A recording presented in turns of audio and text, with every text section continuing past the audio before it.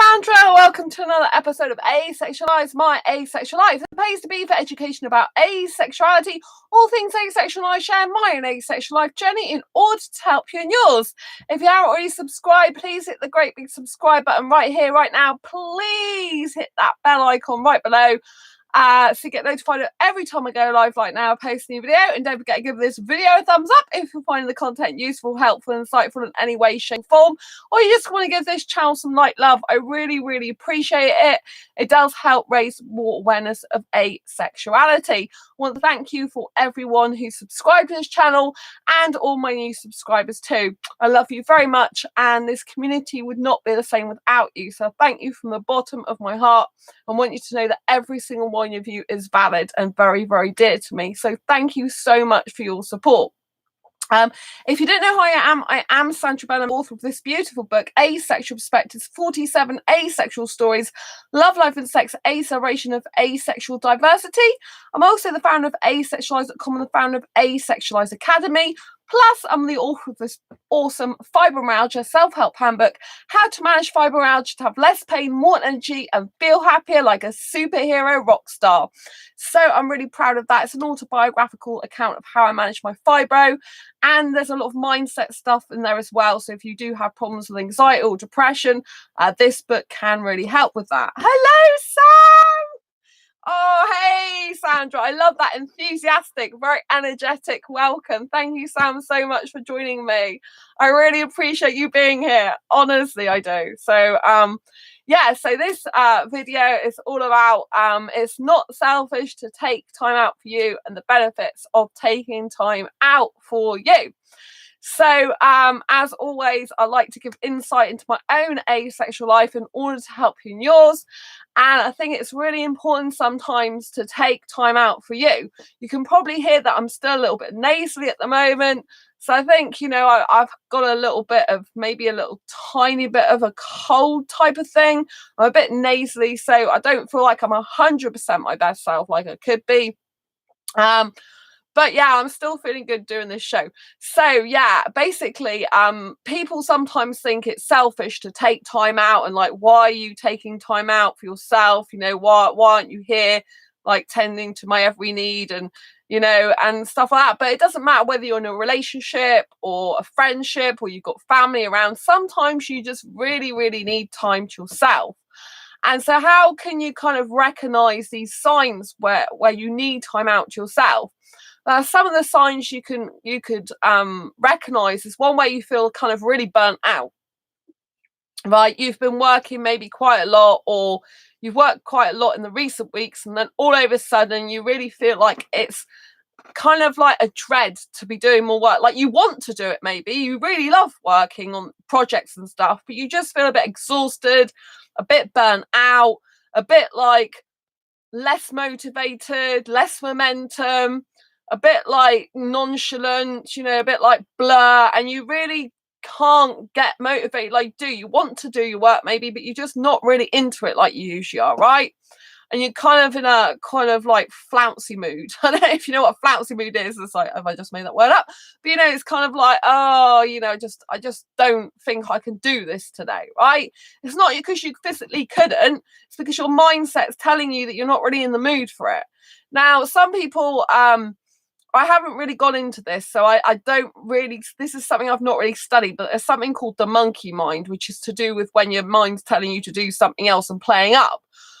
But I haven't looked into that. I don't know exactly what it is. There's a book that's all about it. I haven't read the book. I've just heard a little bit about it, right? But people have to understand that there's an inner child within them, right?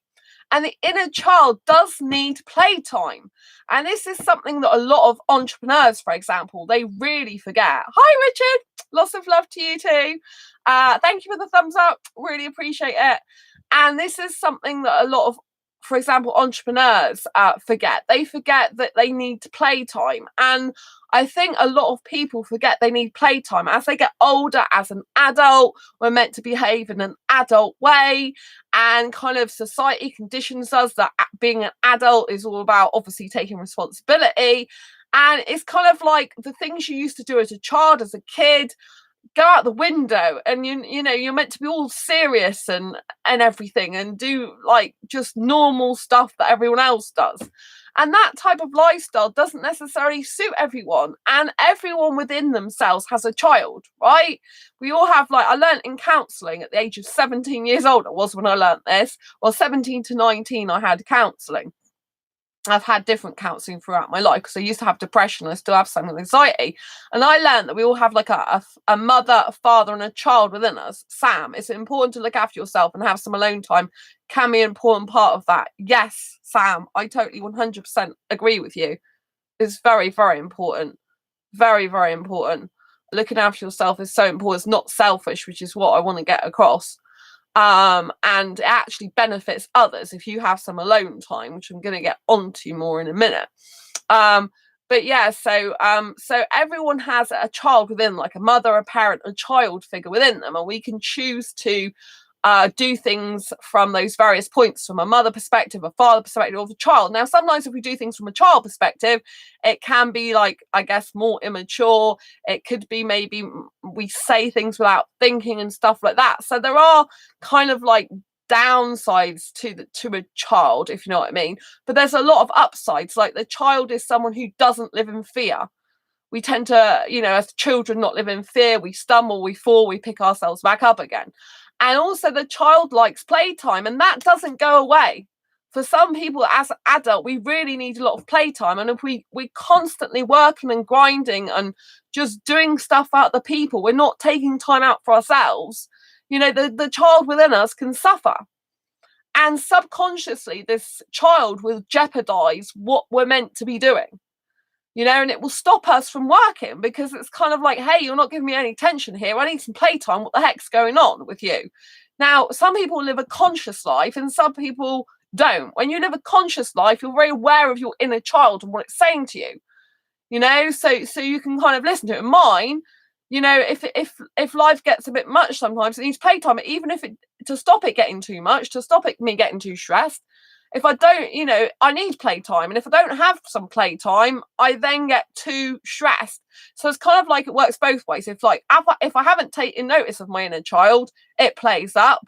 And it also is telling me to do something, like have more fun with my life. Then, you know, if I'm ignoring it, it's playing up. So whatever way it is, my inner child does kind of rule me quite a bit.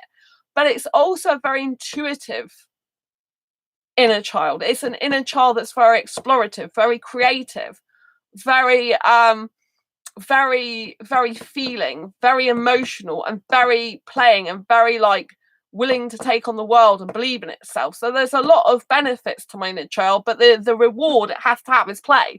It needs a lot of play all the time. And if it does, you know, well, the majority of the time, if it doesn't get it, it starts shutting the rest of my system down, right? It like says, no, well, you're not doing work. I'm just telling you, not, you've had enough. And so sometimes we have to like listen to these things within us, and we have to take notice of them. But sometimes you can just see through maybe you look in the mirror and you just think, oh, I look really tired at the moment. Or maybe you just have an off day and think, I don't really feel my usual self, you know? And it's really important that you acknowledge that and that you take time out for you, right? You make time out for you because maybe, especially with asexuals, a lot of asexuals are introverted, right? So introverts tend to need more time on their own, because when they do peopling, they have, I think that's a Sam expression, when they do peopling, well, when you go around a lot of people, it can be very, very overwhelming. I know from my learning about introverts and extroverts that when introverts are around people, it can drain that energy. So like they have the battery, maybe when they've spent a bit of alone time, they have their battery full up. They go out, meet their friends. They like spending time with their friends still, but after a while, it's draining their battery. And their battery's going really, really low. And if they don't recharge their battery, they feel awful. Do you know what I mean? They feel like then, I guess they're not being true to themselves, and they're not re-energizing themselves. They feel zapped out, energy, you know, energy's just all going, you know, and they just feel really lethargic. Whereas if an extrovert goes out, they tend to feel energized by being around people, you know. And sometimes having time to yourself can actually mean having time to be with someone, other people, or it can mean literally having time alone. So this works two ways. If you're an introvert, sometimes you need time alone a lot more than an extrovert, right? But I spend a heck of a lot of time on my own. I live on my own, right? Like if I'm not going out anywhere, food shopping, or out clubbing, or out to the cinema with myself, where I haven't been for ages, I'm indoors all the time here. So unless I'm speaking to my friends online, unless I go out, I'm not seeing anyone, right, in person. And so, that's kind of weird for me. Like if I don't go out every so often, I do get kind of a bit more maybe tired and a bit more like not as energetic, because I get my energy from being around people. And sometimes when you're spending time on your own, sometimes you actually need to go and maybe do other things on your own, like that you wouldn't normally do. So maybe that means meeting up with a different group of people you've never met before. Maybe that means catching up with someone from a long time ago who you haven't seen. Maybe that, just doing, maybe that just means doing a new routine where you go to work. Maybe it just means like taking time out to go on a walk with yourself. So sometimes literally spending time on your own although it can mean literally spending time on your own, which it usually does do, you could also spend that time on your own doing something different to what you usually do, a different hobby, different interest, watching maybe a different movie than you've usually watched, taking yourself out on a self-date, or going to a different meetup group, going to meet a different person. Like there, for example, there's a friend who I haven't seen for ages, an old work friend, and we're meeting up on Thursday. I haven't seen him for years. Right, sorry, I just need to go back to the chat. Sam, yes, peopling is exhausting, even when it is a highly positive experience. Richard, that fits me perfectly. Oh, bless you. Sam, usually when I have socialised in person at small meetups, I need a couple of days to myself to regenerate. Yeah. See, I often feel like I need time to myself to regenerate, but it's not really from being around people that I need to regenerate. It's because I feel that maybe I'm not nourishing my inner child. I think with me, mostly it's not nourishing my inner child. When I don't nourish my inner child, it just plays up. And, because I haven't been out for a while, I can feel myself not feeling as well. Like I don't actually feel as well in myself than I usually do.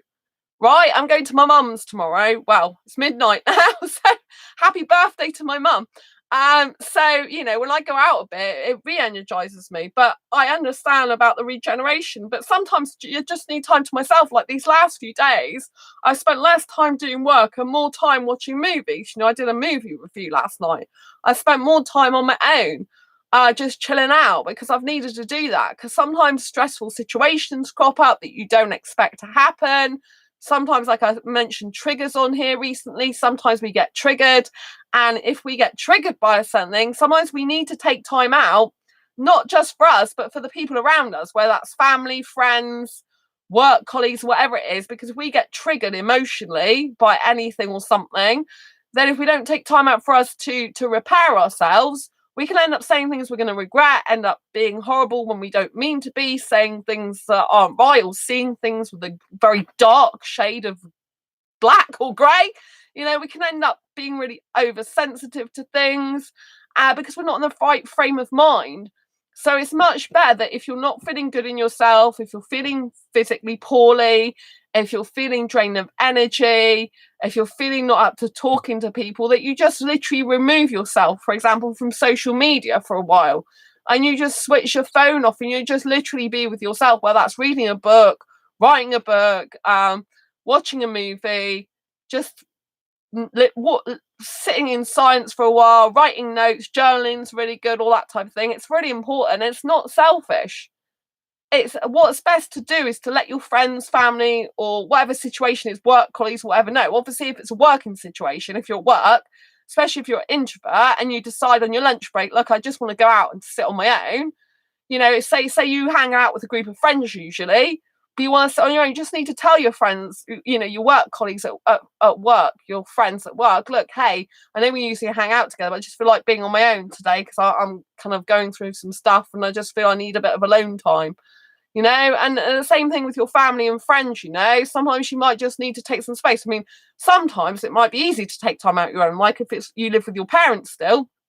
they might be watching TV when they're in the lounge, and then you might go up to your bedroom and you just might not need to say anything. You just might need to go to your bedroom, chill out, watch TV in your own room, or you may type on your computer, journal, read a book, whatever you want to do. So you might not need to always say stuff, but if you usually have a certain pattern of interacting with people, especially if you've got autism, you tend to have a certain pattern usually of when you'll interact with people, when you'll do things in your life. If a lot of autistic people, they don't like to miss their routine, but sometimes autistic people actually have other problems like mental health problems, and you need to take time out, for example. So you might break your routine, but you just need to let your friends and family know of that type of thing, because you don't want them to be worried for your safety if you've got mental health problems. For example, if you've got depression, or you've had suicidal thoughts or harmful thoughts or anything like that, because your friends and family are going to really worry about you, and then they're not going to want you to have alone time if they feel that they can't trust you on your own, or they feel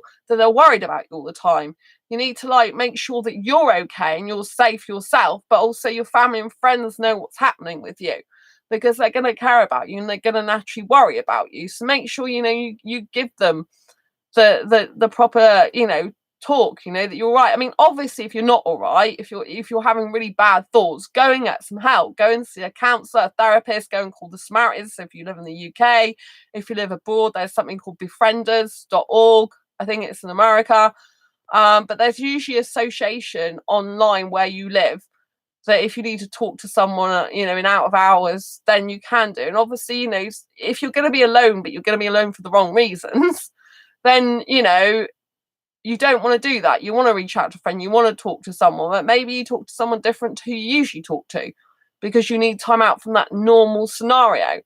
So it's not selfish to take time out for you, for your own mental health, your own mental well-being. And there's a lot of benefits, that it recharges your batteries, basically, like Sam was saying, it regenerates yourself. It can provide a sense of self-worth, self-esteem. It can make you feel happy to reconnect with your own soul and being again. It can put you more back in control of your own life. If everything kind of around you feels out of control, you can centerize yourself more, center your soul more. You can get your vitality back. You can make sure you're looking after yourself. Don't neglect yourself. Try and cook as much as possible for yourself, or even just have bowls of cereal and stuff you don't feel like cooking. And celebrate small successes. So when you are taking time out for yourself, and your one of the benefits is you need to focus on yourself, right? Not just take time out for yourself, but focus on your health and well-being. Like, what have you been neglecting lately? Have you been neglecting something to do with yourself? Like, maybe it's your personal care, maybe you haven't been showering enough, because some people, especially with depression, they don't feel like showering. Go and make yourself shower each day. Put your favorite music on if you can't bear to just drag yourself to the shower.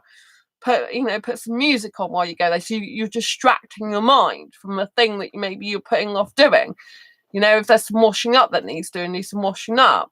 If there's rubbish needs taken out, but maybe you just want a day of not worrying about anything else. You just lie or sit in bed and you just read books or something, or you just chill out watching a movie.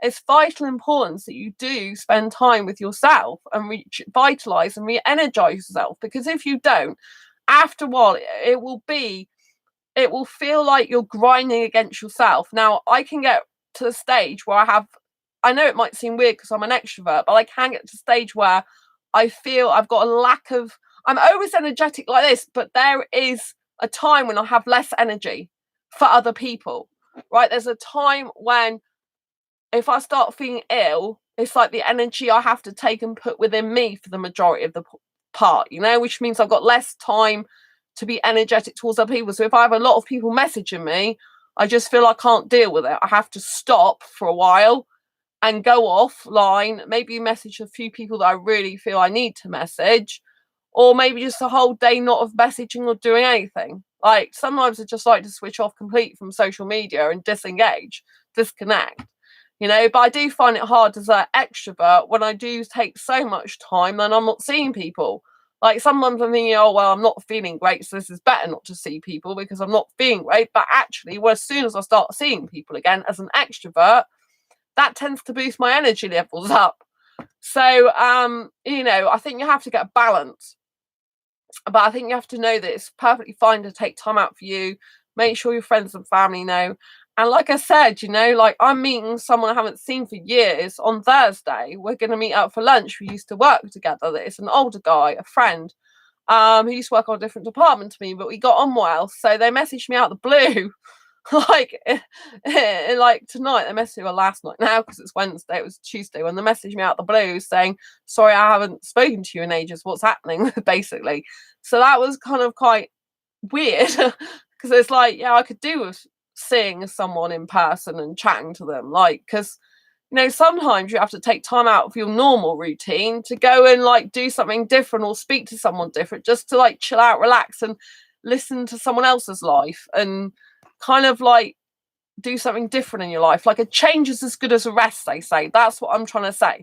So sometimes it's not necessarily that you need a full rest when you're taking time out for you. Sometimes it's like you need a change. You need a change of scenery, a change of environment. Maybe it's a change of food, a change of where you travel to, a change of the people you spend time with or see. And you just need to take some space from others you would usually see, and you know, have some space in your life for other people to see, just for the time being. I'm not saying to do this with everyone or you need to do it all the time, but just sometimes, occasionally, it can be a good thing. You know, it can be good to just, you know, do something different. And, you know, switching up your routine as well is good. You know, if you are someone who's got to go to work and you can't take tons of time out for you know, maybe coming home from work and just literally not doing much, but what you do, it's for you, you know, it's to make you happy and to help make you motivated. I find that when I go out quite a bit, I actually have less time to do stuff sometimes, so I have more deadlines, so I get better at doing things. I work better to deadlines usually when my back's against the wall, which sounds very weird. Not literally back against the wall, but in terms of time, sometimes I work better like that. But other times I'm just like, it's very difficult, you know? So I think it's very important to take time out for yourself to realize you're really not being a selfish person.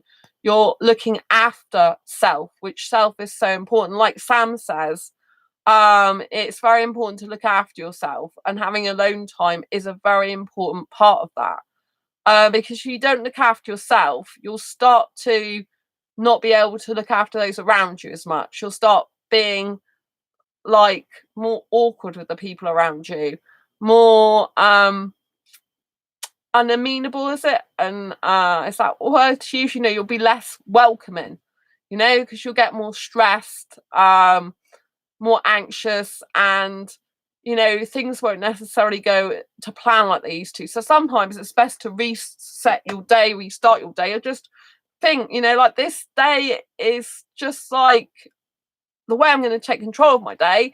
Instead of taking control of it and doing more and more work and doing more and more stuff that's expected of you, I'm going to take control of my day and say, hey, you need a rest day. I'm out of here. I'm having a rest day. My soul is more important. Because at the end of the day, no matter what we do in life, we can't, you know, once we're not here anymore in life, do you know what I mean? That's the end. So it's important that we look after the one life we do have, and appreciate ourselves. You know, sometimes we just need to take time out to appreciate ourselves, to reinvest our energy in our own self, to do our own hobbies, our own interests, our own projects, to self-date, to reconnect with who we are as our own person, to revitalize, re-energize. And maybe just sometimes we need a rest. Like sometimes you can work like a Trojan horse, you know, you can be chug, chug, chug, chug, chug, and you can be working on different projects and you can be really excited, everything can be going well. And then suddenly your body will just like say, what are you doing? I've just had enough. And it takes you by surprise. And so in those instances, you know, you do need rest sometimes. And it's okay to have a rest. You don't have to be going 24/7, 365 days a year necessarily, you know? And even if you do go 365 days a year, you know, you can be going at a slower pace or a more restful pace at times. Do you know what I mean? So I actually think that working all the time completely without having a break can be very counterproductive.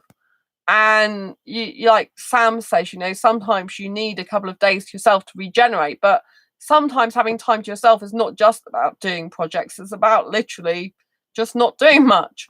You know, I think there's quite a taboo when people are like, oh, you know, like there's quite a lot of people, for example, in relationships where they're going, oh, you're just lazy, or you're not doing this, that, and the other. I mean, thank goodness I'm not in a relationship now. I don't have any of those people saying like that to me. But I know, for example, I've got fibromyalgia, as you know, and there's some people who I'm in fibromyalgia groups with, and some of their spouses, you know, their partners, are saying, oh, you know, you don't do anything, you're lazy. And they don't realize that sometimes when you've got fibro, you need to take time out to rest, recuperate, just chill out, not do much, you know?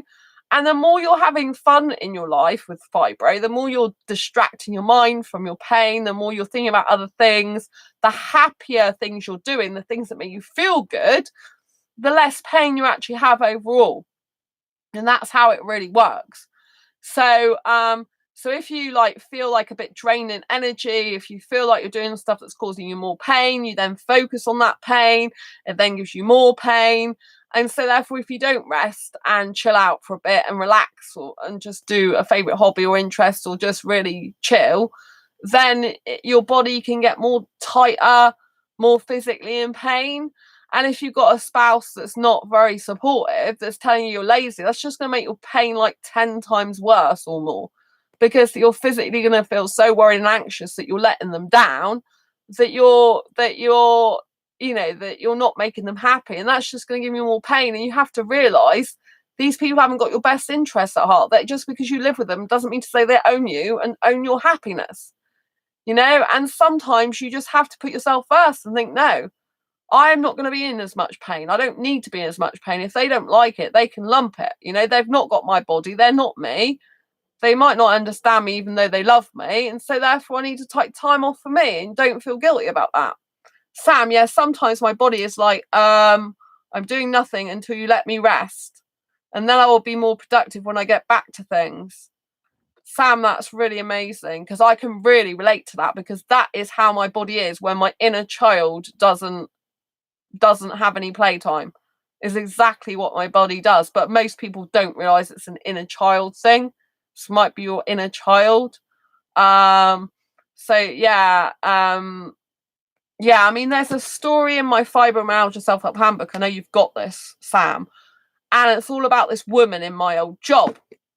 And this woman, she used to work in I worked in a major department store, right, for 5 years. This is my old employed job.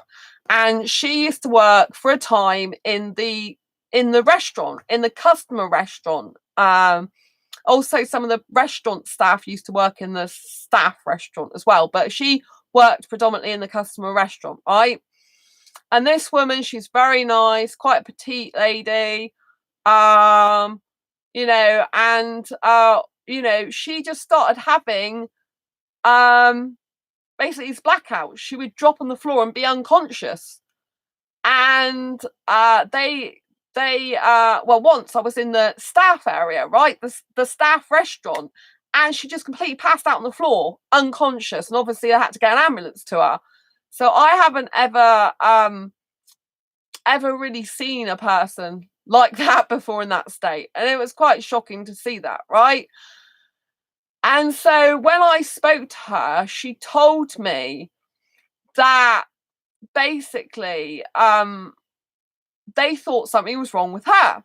So she had to go and see a psychiatrist or something, because her work I think they did an assessment, and she had to go and see a psychiatrist. It was all about, you know, you've got mental problems, it's all your fault. I think they were trying to give her pills, but they couldn't really assess exactly what was wrong with her, only that she had this mental problem. And I worked out, because I'm an intelligent person, got lots of experience, and I knew this happens, and it happens to me, which is pretty much exactly what Sam said, is what happens is if your mind really, really doesn't want to do something, right, on a subconscious level, right, subconscious level, it might not be conscious, it's subconscious, then your body will shut itself down, right? And so this woman in the restaurant, this is what it was doing. It was obvious to me she shouldn't be in the job, that she didn't like the job at all, and her body would literally shut itself down. Her systems would stop functioning properly because she shouldn't be doing that job, because it's making her that unhappy. And the reason I know is that because I've been in certain jobs that have caused me a lot of anxiety, and literally I will end up being off sick. I mean, I have been in hospital in the past because of how my mind has affected my body, because the mind and body are completely correlated. right? What you think about in your mind manifests itself in your body. If you've got pain in your mind, you will have pain in your body usually. You will have pain in your body usually. You know, I have to be very careful with my fibro, because the more upset I get, the more anxious I get, the more it hurts me. But obviously, it's bound to be stuff that's going to upset and make me anxious sometimes. It's just part of life. Do you know what I mean? I have to deal with it. So I just minimize it as much as possible. But this is what happened with this woman. Her mind literally shut her body down. Now, this woman, eventually, they decided to move her to a different department. It was absolutely the best idea they could have possibly given her. She came to work on our floor, and she worked on the children's kids department for a while, and then went to first floor, which was women's wear. And she was happy. She never had any blackouts. All that stopped, because it wasn't to do with her having a mental problem. It was to do with the fact that it's a natural body response. It's a survival technique. You know, like when animals are out in the wild, sometimes they have to stop doing certain things and freeze in order to stay safe. And that kind of what it is like with the body. The body literally is on like limited capacity energy. So, you know, I was talking about the energy that sometimes that gets depleted, and I don't have enough for other people. I have to just have it for myself. It's that kind of thing. Like, all your energy goes to the organ still to keep you alive, but all the rest of your kind of systems, like a robot, if you like, all your other kind of systems fail. So you've just got your microchip, if you're liking it to a robot, because I liken quite a few things to do with regeneration energy to do with robots. So if you think of, like, for example, Iron Man, it's like him running on, because I love Iron Man, it's like him running on low capacity, right? He's not got that much power, and all his power is in his center. So he's malfunctioning in other places. Do you see what I'm saying? So this is what happened to this woman, because they moved her. That was it. She was fine. There was nothing mentally wrong with her. It's because they had her in the wrong job that goes against her body, goes against her system, because it's not something what she should be doing.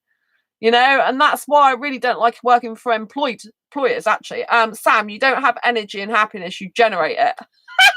I think, isn't that a quote from what I said in my fibromyalgia self-help handbook from Brendan Burchard, actually? It's very good, Sam. You're quoting my own book to me. You don't have energy and happiness, you generate it. Absolutely. Yes. Thank you, Sam, for quoting from my fibromyalgia self-help handbook. It's so important. We don't have energy and happiness. People think, oh, we should just automatically have it. Not sure of the page. Thank you. But you're so true. Andy used to quote me from my own book as well, so I'm glad it works. So yeah, it's really, really good. Yeah, it's totally true. Until I realised that from Brendan Burchard, I didn't understand it, because I thought growing up you're meant to have happiness, you're meant to be happy, everyone's supposed to make you happy, you're supposed to have energy, and if you don't, something's wrong with you, and it's because you're not generating it yourself. It comes from internal, right? But obviously, if you're having internal struggles, then you have a lack of energy for other things, because if your internal systems are struggling, like it's like, for example, you know, when you have, how can I put it, when you have the cogs, the wheels of something turning around, you know, and all of a sudden you get stones stuck in those cogs, in those wheels, to how they're meant to be turning, then it's kind of like that. It gets a bit stuck, so you're not generating as much energy as you should. And it's only when you get rid of that stone or those stones and pull them out, you know, that you can free it up. Do you see what I'm saying? So if you think of like I don't know, like a water wheel where the water goes around the wheel, it's like literally if something gets stuck, it stops it from working properly. That's how it is with the body. I'm putting some of the quotes on my wall. Woo! Good, Sam. Really happy. Yeah, you don't have energy and happiness, you generate it. Yes, definitely put the quotes, and put the antidotes to your pain, and antidotes, to put the 6 antidotes to all the pain. It's really good. I got antidotes everywhere. 6 antidotes. Yeah. So that I'm glad that makes sense. Yeah, so that's what happens. You know, like when you're trying to generate energy and happiness, if you've got like stones clogging up your cogs that are supposed to be turned for you to function properly, you have to get rid of the stones and pull them out one by one before you have that energy to carry on with at your full capacity. So, you know, sometimes that means just like, you know, performing your own like detoxification system, like performing your own, picking your stones out of your cogs, you know, that have got in there, bits that shouldn't have got in there, that are causing it to maybe disrupt and, you know, go a bit wrong, you know. So you've got to pick the stones out so you can be fully working again, you know.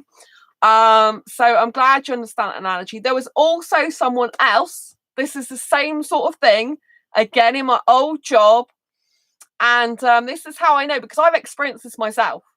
I've been in hospital, I've experienced it with my body shutting down. I get it. I can, you know, if I don't really want to do a job, if I absolutely hate the job, my body would just react.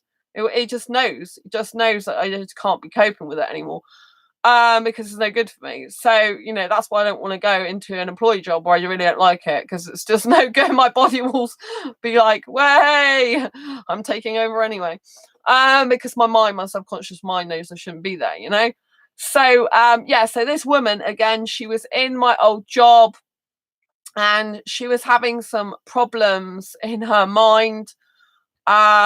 I can't remember exactly what it's to do with, where it's to do with part the job and part home, to do with the home. I think it was both. And she had a husband, I think it was at the time. I can't remember a husband or partner. I think it was a husband, and they'd moved to this new house, and he'd put her in charge of like be in charge of like the renovations, and what he says go, and what she says goes. And she'd been doing a lot of the renovations herself to the house rather than the guy, and she found it very, very overwhelming. Like, she couldn't really concentrate on that and her job within the big department store that we worked in at the same time. And I think she had a few kind of problems with the working environment, with some of the people. I think she found them a bit bitchy and stuff like that, and not particularly nice. So she was kind of having problems at home where she needed her attention and focus to go, because the house was a huge thing to renovate and to do, and there was a lot of pressure on her. Her husband had kind of left it to her to see that through, to do it, to overall be the manager of that. Yet she was having these problems at work where she wasn't really, you know, getting on so well. She was an older lady as well, so it's not like she was like really young and immature or anything. She was a mature lady. And you know, and I was out the back with her in there's like a lift area. And not many people know this. It's something I don't usually share, but, you know, as it happened years ago, it's like the person's not really going to be recognizable now anyway. Obviously, I'm not giving any names out, but yeah, I remember it was a lift area, and she was out the back, and she was practically in tears, and she was really, really upset. And I think I was hugging her, or I was at least comforting her. And you know, she was just saying, I can't cope with this anymore. I can't do it. And I told her, I said, your body, she kept getting ill. And I said, your body is just literally shutting down, because it can't cope with all these things that are coming at you. And she's like, well, I really don't want to be here anymore. You know, I'm having to have time off sick or something, because I've got too much going on at home. I'm not getting on so well with the people here anymore. I'm just feeling really ill all the time. And she was like breaking down in tears. And for an older lady, obviously that's quite a significant event in her life. She's thinking, well, I'm this age and I shouldn't be showing this much emotion. I should have some sort of sense of control and not be feeling this way. And I basically said, you know, it's your body's way of telling you shouldn't be in this job anymore, you know. And I knew that she was going to leave the job, probably call in sick actually first and then leave the job. And I knew this. I think she actually handed a notice in, but she had a week's notice to work, and I just don't think she could cope with a week, if I remember right. In the end, there's a week and she just couldn't do it. She goes, I think I'm gonna have to be off sick. I'm like, well, if you have to be off sick, so be it, because you are sick anyway, because you feel really ill all the time. It's no good you being here in this environment. Your body is literally shutting you down. Your body does literally like kind of shut some of your like organ function down. Well, it goes on like not really your organs, like you're not dead, you're alive, but it kind of shuts some of your energy functions down, shall I say. It puts them on like survival mode. Does that make sense? You're still alive, you're still breathing usually, but obviously, like I said, the woman before, she was unconscious, which is serious stuff. This woman was unconscious, but like, you know, bursting into tears, you know, really easily, and really upset with everything. You know, it wasn't how I used to know her, so it's very out of character for her. And you know, it's just her body's response of basically had enough. She couldn't cope with the situation anymore. So I said to her, you know, don't be like this, just leave. It's fine, you know, I wouldn't say anything to anyone anyway. You know, if you're off sick, I know what's really happened, you know. You go and do what you need to do. Go, you know, don't don't be like this over a job that you're probably not going to spend much more time in anyway. You know, you've got too much to cope with. Have some time off probably before you even get stuck into this renovation project. If it's that big a deal and it's quite an ordeal to you, like, have some time out. When you leave this job, just don't do anything for like a week or whatever, and rest, you know, because that's what you need. You know, sometimes your body functions, they don't shut down as in that you're not alive anymore, but they shut down as in survival mode, which can still be very serious. I mean, when this woman, you know, the first woman I talked about, was in the canteen, and she, like, staff canteen, and she was literally on the floor, passed out. I mean, that's really serious. You know what I mean? Some people are unconscious, can go into really bad states of unconsciousness, can't they? If you know what I mean. So it's really important to know that mind directly correlates to the body.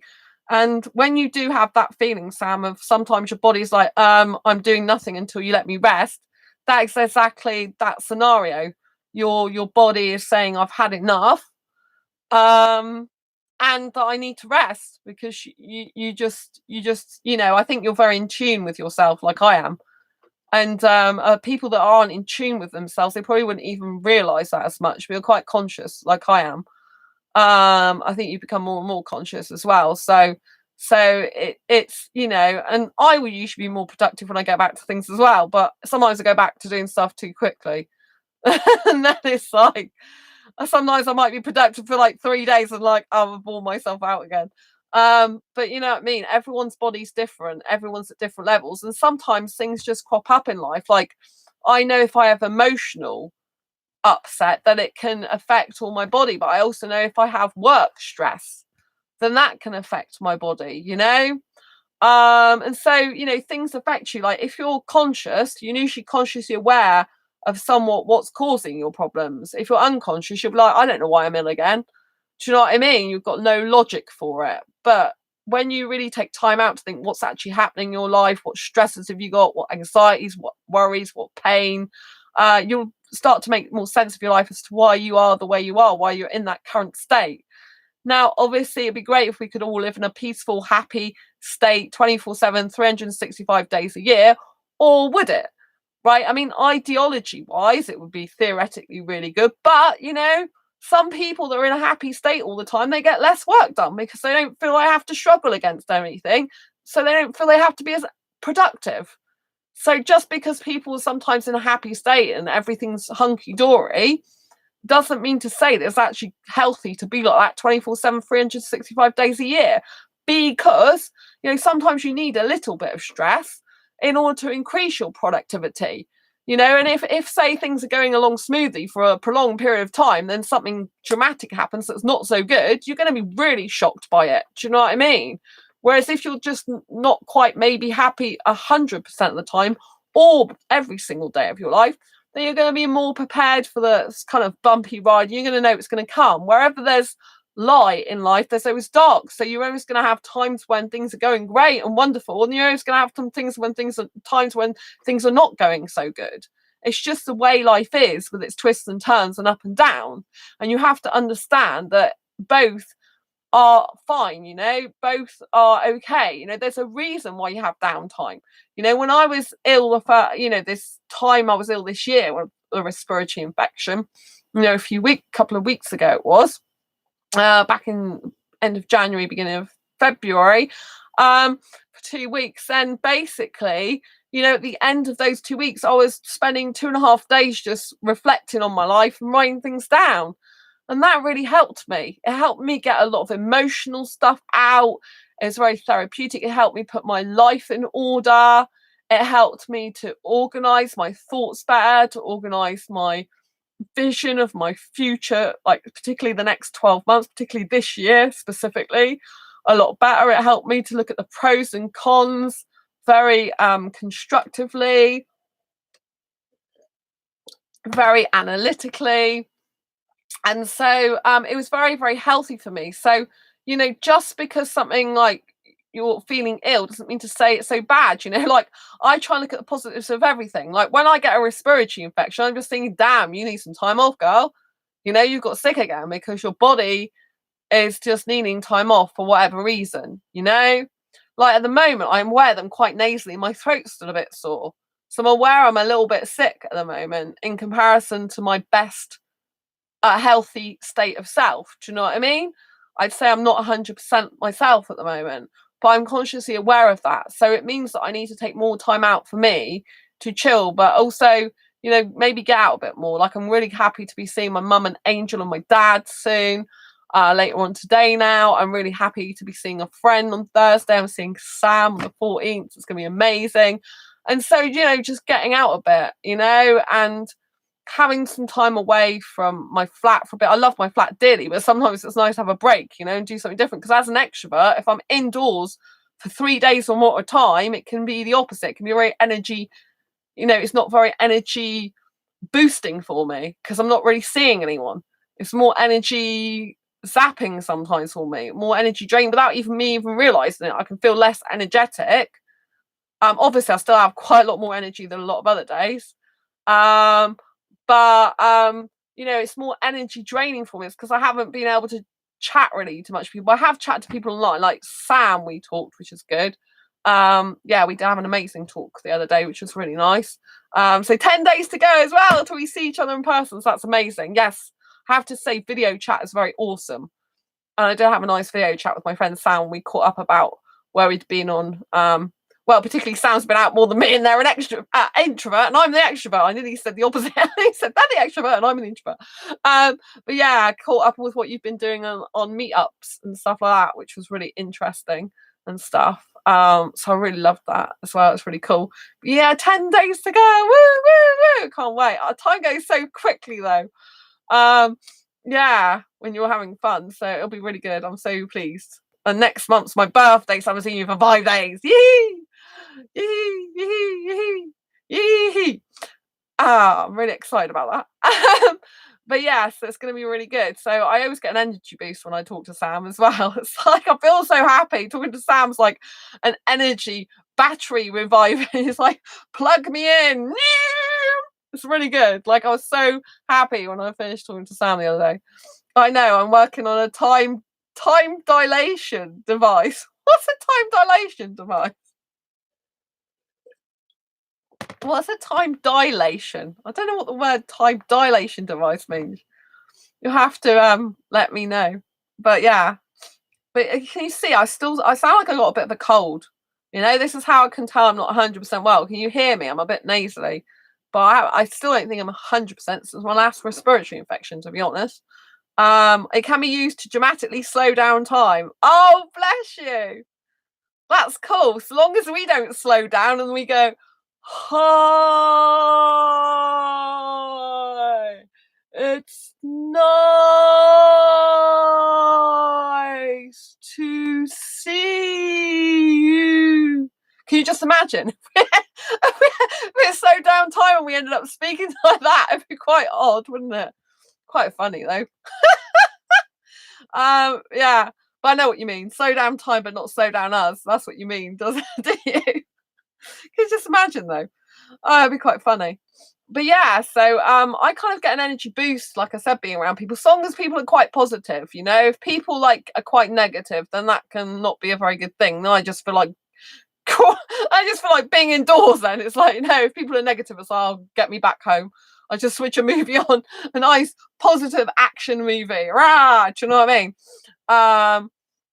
So yeah, and also I think it's good to like recognize when things give you energy and things zap your energy as well.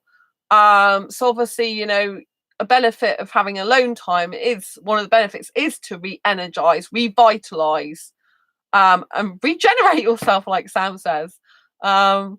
Sam reminds me of a movie, but it's really good to like revitalize, re-energize, regenerate yourself. And you know, and sometimes you got to recognize that things that energy drainers from your life, or you know, things that are not making you feel so good. I mean, not everything's going to feel good 24/7 365 days a year. That's just life. You have to deal with it, but you just have to recognize it. And kind of like when you take time out for yourself, sometimes it's a really good thing, because you can like detach from that thing so much that you have to look at something more objectively. You know, like the worst thing you can do is if you're in a state of terror or anxiety or panic or disorientation, and then you take some sort of like hasty action during that time, with people or work or situations. Sometimes it's just better to take a step back, saying, hey, I need time out here. I just need to think for myself. I need a bit of space. I need a bit of time to myself, and make sure the people around you know that you still love and care about them. You just need time for you. Do you know what I mean? It's not a personal thing to do with towards them. It's just like, unless it is a personal thing to do towards them, but normally, even if it's a personal thing to something to do with them, it's usually to do with yourself. You know, everything's to do with you and yourself. You have to take responsibility for your own feelings. Even if someone maybe have upset you inadvertently, you have to take responsibility for your own feelings, because it's up to me where I let someone make me feel like that, or how I feel, and so, sometimes, like, I'm a very sensitive person, so sometimes I might be sensitive and react to certain things, because I'm a sensitive person. I'm proud to be sensitive, though. I don't want to be such a person that's so clinical that I don't care and I have no empathy for people. It can be used dramatically slow down time. Oh, what time dilation device? Reminds me of eyes with dilated pupils. It sounds very interesting, Sam. I'm sure you'll achieve it. Speaking of time, I thought if I'm no longer here, I wouldn't mind being frozen. My body frozen. That sounds really weird and creepy, but yeah. I haven't got the money to do that at the moment, but I do think that could be quite cool. Freeze myself and come back years later. But I'd probably have a robotic body or something, like the Terminator. So maybe not a good idea. Maybe not a good idea. But yeah, I mean, I think as well, because of all the busy life we lead, the social media and everything we do, and kind of like everyone else's life we're involved in, everyone else we help, because lots of us do help a lot of people, like loads of people who watch this channel, they help others as well, not just me helping people. I think that can like sometimes deplete your energy for yourself, and that's why you need to reboot yourself up, because you'll be in a much happier, better place and constructive place to be able to help others and to see their point of view more, I think. Sam, well, I am planning to live for a few centuries or more, so hopefully on E-Day. What's E-Day? What's E-Day? Do I have to ask that? You're planning to use for a few more centuries more. One day. Oh, right, okay. Oh, one day. Oh, sorry, it's split up. So it looked like on E-Day. I thought you was going to put on eBay for a minute. I'm like, I thought you're going to come back as some living being sold on eBay or something. Sorry. Oh, dear me, what is my mind like? It was just too many movies, seriously. One day. Yeah, I'm planning on living for a long time. I think I've already been here for years on this planet. I just keep coming back again. I just keep coming back with different, I'm sure I've been here before a lot of times. Do you know what I mean? Like, sometimes, have you ever got the feeling where you're actually older than your parents in some ways? That you're more know more things than they do on some things in life. If you ever feel like, more than your parents or your family members or some people you meet, it's likely that you might have been reincarnated quite a few times, and that a lot of things from your previous lives, you just can't remember them all. So you've got like a really old soul in some ways. Like when I was a young girl in birth certificate age, I used to have a really old soul. I used to be very, very, very old for my age. Very, very old. The stuff I used to come out with was very adult. So, you know what I mean? So, Sam, I've lived many lives. That's how come you know so much about spreadsheets and formulas and space era, because I'm sure you have lived many lives before. Me and you probably knew each other in past life, I'm guessing. I think we were allies to each other in a past life, I think. I'm pretty sure we were. Probably a future life as well. But yeah, my voice is getting funny. But yeah, I agree, Sam. I think you have lived many lives. I think I have as well. But for some reason, I think I always come back as the same type of person. I don't really think I changed that much. Whereas lots of other people see themselves as different people, I seem to feel like I'm just the same person all the time. Pretty much. I just kind of think I'm the same unique person. It's lived different types of lives. I'm the same person over and over again. I don't think I change, but then maybe I don't because it's my soul that stays the same. I don't know. But I do think that maybe I wasn't here as long last time. I think I have a lot of life missions to fulfill this life because I couldn't do them in the last one. That's what I personally think, which is why I've got this ongoing drive, self-belief to succeed. But I still think there'll be more to do in another life, so I think I'll come back again. I'd rather be in this life though. I like this life actually. Even though it's a hard life sometimes, it's not always easy. I do love this life. I think this life's a very good one that I've got. I think there's a lot of hard things in my past particularly, but I think I had to go through all that rubbish to get where I am today. Having said that, I don't really want to come back again to go through all that hard stuff again, because that's quite a lot for any person to deal with. But hey ho, if it happens, there's not much I can do about it, apart from I know that I'm strong enough to deal with it. So I guess if it happens again, it's not going to be the worst thing in the world, but it's kind of, perhaps your soul is destined to educate and help many generations. Yeah, Sam, I think you might be right. Soul is destined to educate and help many generations. Yeah. I mean, I have a feeling that my books that I'm writing will be more popular when I'm not here anymore. Whether I'll come back and see them in another life, I don't know. But I have a huge feeling that I'm probably going to be more famous, but even more famous when I'm not here. But I don't like to say that because I want to be very famous for helping people. Famous not necessarily for myself, but just have the famous to be able to recognize all of my books so they can help more people, not famous for just the sake of it. There's no point to that. Famous because people can see my products and services and my books, particularly my books. It's that I was born to write books to change people's lives. Like, this is a really important thing to do with my soul. If I don't do it, I feel like my soul's dying or disconnected from me. And I really honestly know that my life purpose is books. So I know that somehow I've got to get more and more famous with writing books, because I have to get to a bigger audience with my books. And so getting more famous is not for me like just I'm getting more famous. It's to make a difference. The more people that know about me, the more people know about my books, the more people I can help, the more asexuals I can help, obviously, as well. So I do believe that this life I'm meant to be specifically working on all these books. And I do believe that I'm meant to be a speaker on stage in London specifically. I do believe that I'm meant to do a lot of stuff that I've not yet fully done. And it's going to be very interesting because I've got to transition from just doing stuff for asexuals mostly to more entrepreneur stuff this year. And that's going to be quite daunting for me in some ways, but I think it's going to be quite a natural thing for me. Because the other thing I mostly learn about, other than asexuality, is dating and relationships, which I talk about a lot on this channel, which I do know a lot about. I've learned a lot about staying safe online, avoiding abusers and narcissists. I can help a lot of people, that type of thing. I do know quite a lot about sex for asexual, which that's because I've been in heterosexual relationships for half my life. And I know some stuff about making money online, some stuff that's not so good about it, and some stuff that's really good about it.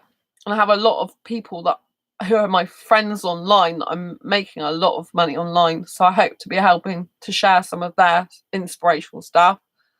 And then I kind of have like grey erogenous areas with my asexuality. I'm not interested in sex at all. But I think a lot of people who are sexual, even, for example, lack a lot of physical passion without the sex, because they focus far too much on sex, which I think I can help those people as well. Sam, exactly. Fame with a purpose, especially having helped people, is far more important than fame for the sake of fame. Thank you, Sam. Yeah, I do believe that. Yeah, I do believe that. You know, I've known since 15 years old that I'm meant to be in the media. I'm meant to be really, really famous in the media for a specific purpose, but I didn't totally know what it was. I believe a large part that's writing books. I do believe that books are the key to success for me. Like, I was posting on my Facebook today that a lot of people, they want to write a book to be an expert, or because they think they're going to be a millionaire with the book, or because, you know, they're just doing it as part of the process of what people are meant to be doing to get recognized. But I don't do that. I don't write books for that reason. I write books because I literally know that I've been given a gift by God, to the world, planet, universe, the powers that be, whatever you want to call it, the big spiritual, beautiful world out there. I've been given a gift of writing.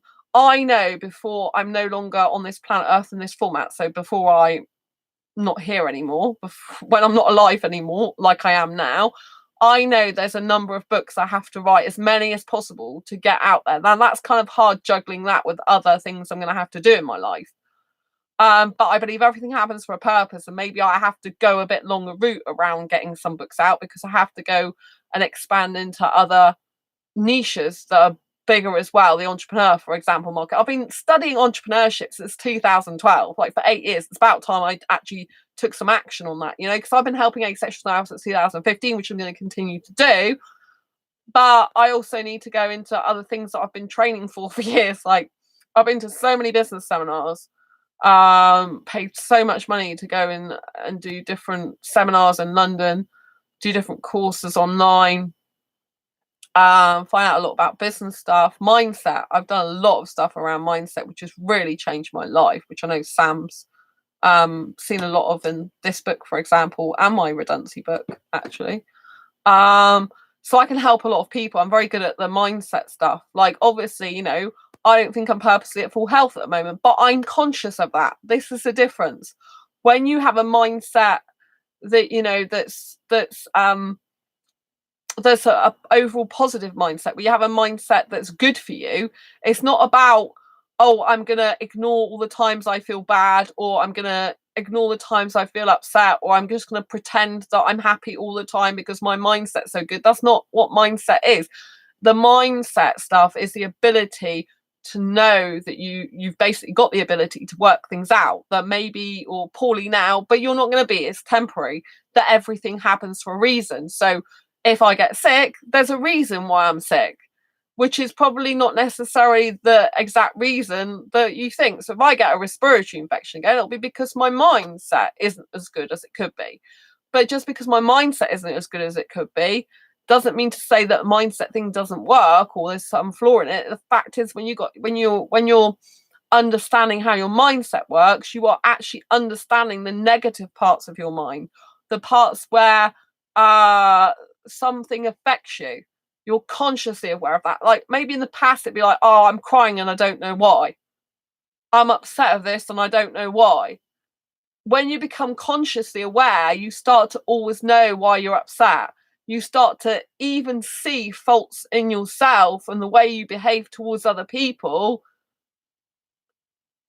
subconsciously, whether you like it or not, you know? And you have to understand that actually getting emotions out is the best thing for you.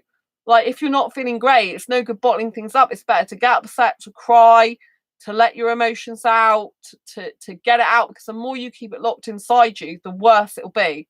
The longer the agony, the longer the process, you know, because you'll be grieving somehow.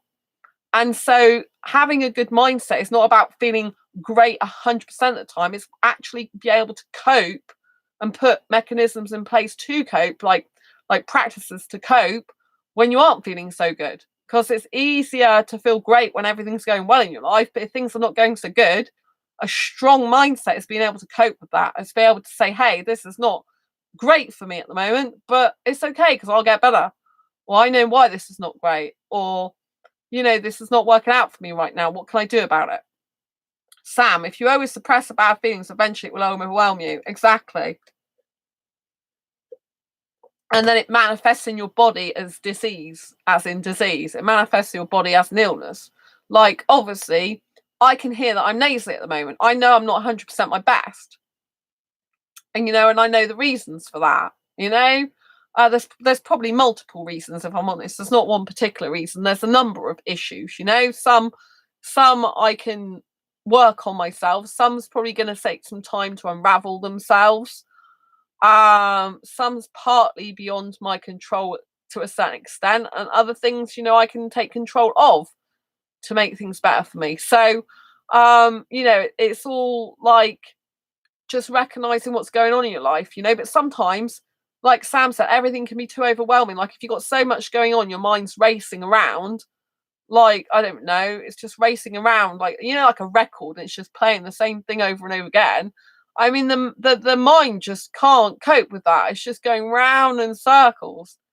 It's like being on a roundabout and someone's spinning you round and not letting you stop. Sometimes you just have to stop, get off the roundabout, and you'll be dizzy for a while, which means that you need to take time out for you and feel, you know, like you'll feel disorientated for a while. You'll be like, I'm not feeling so attached to my soul, feeling a bit drained of energy. I'm not feeling quite right. I'm not quite myself.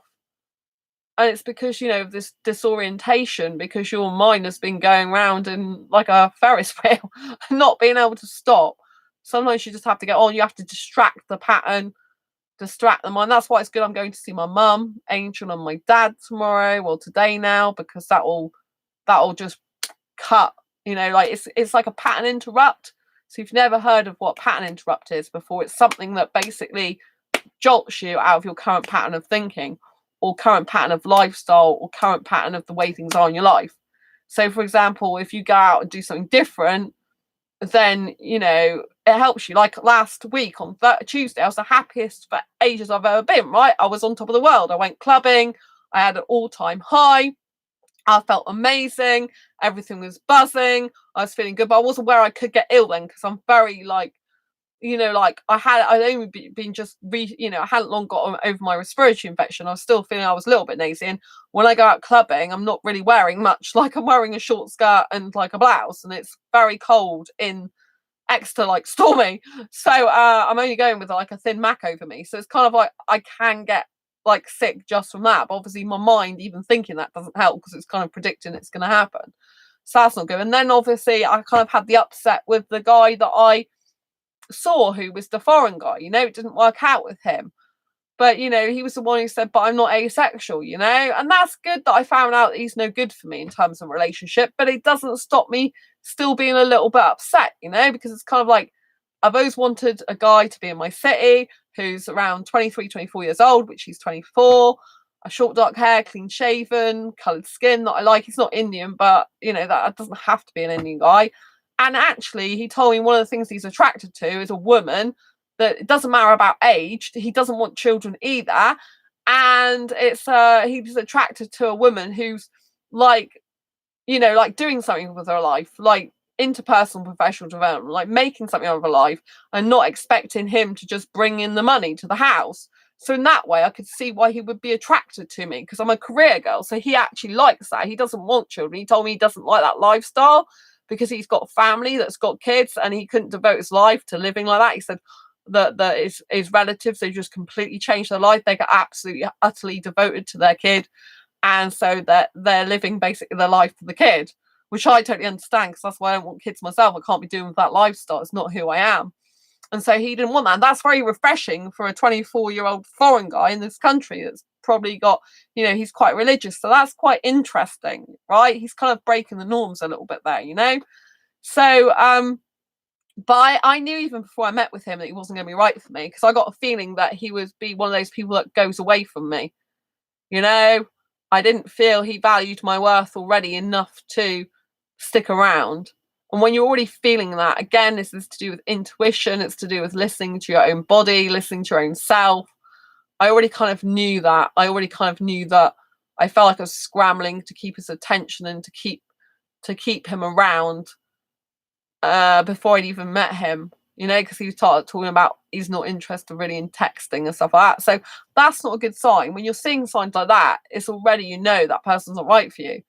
Doesn't mean people can't change, but you should never go and be with someone in the hope they'll change, because they usually don't. They have to change for themselves or naturally over years to come. If he's, you know, not suitable in the moment, they're not suitable for you, right? So obviously, you know, I had that, which was a bit upsetting, and it kind of like, not only was that a bit upsetting for that he wasn't right, it was more upsetting because he triggered, you know, like I've talked a lot about triggers lately, so I had quite a few triggers lately, and he triggered the fact that I did, you know, want really an Indian guy. You know, I started talking about an Indian guy, you know, because he triggered something. I can't remember what he said, but I'm like, well, I think I have a Indian soulmate, you know.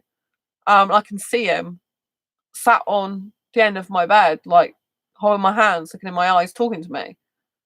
And that's kind of weird.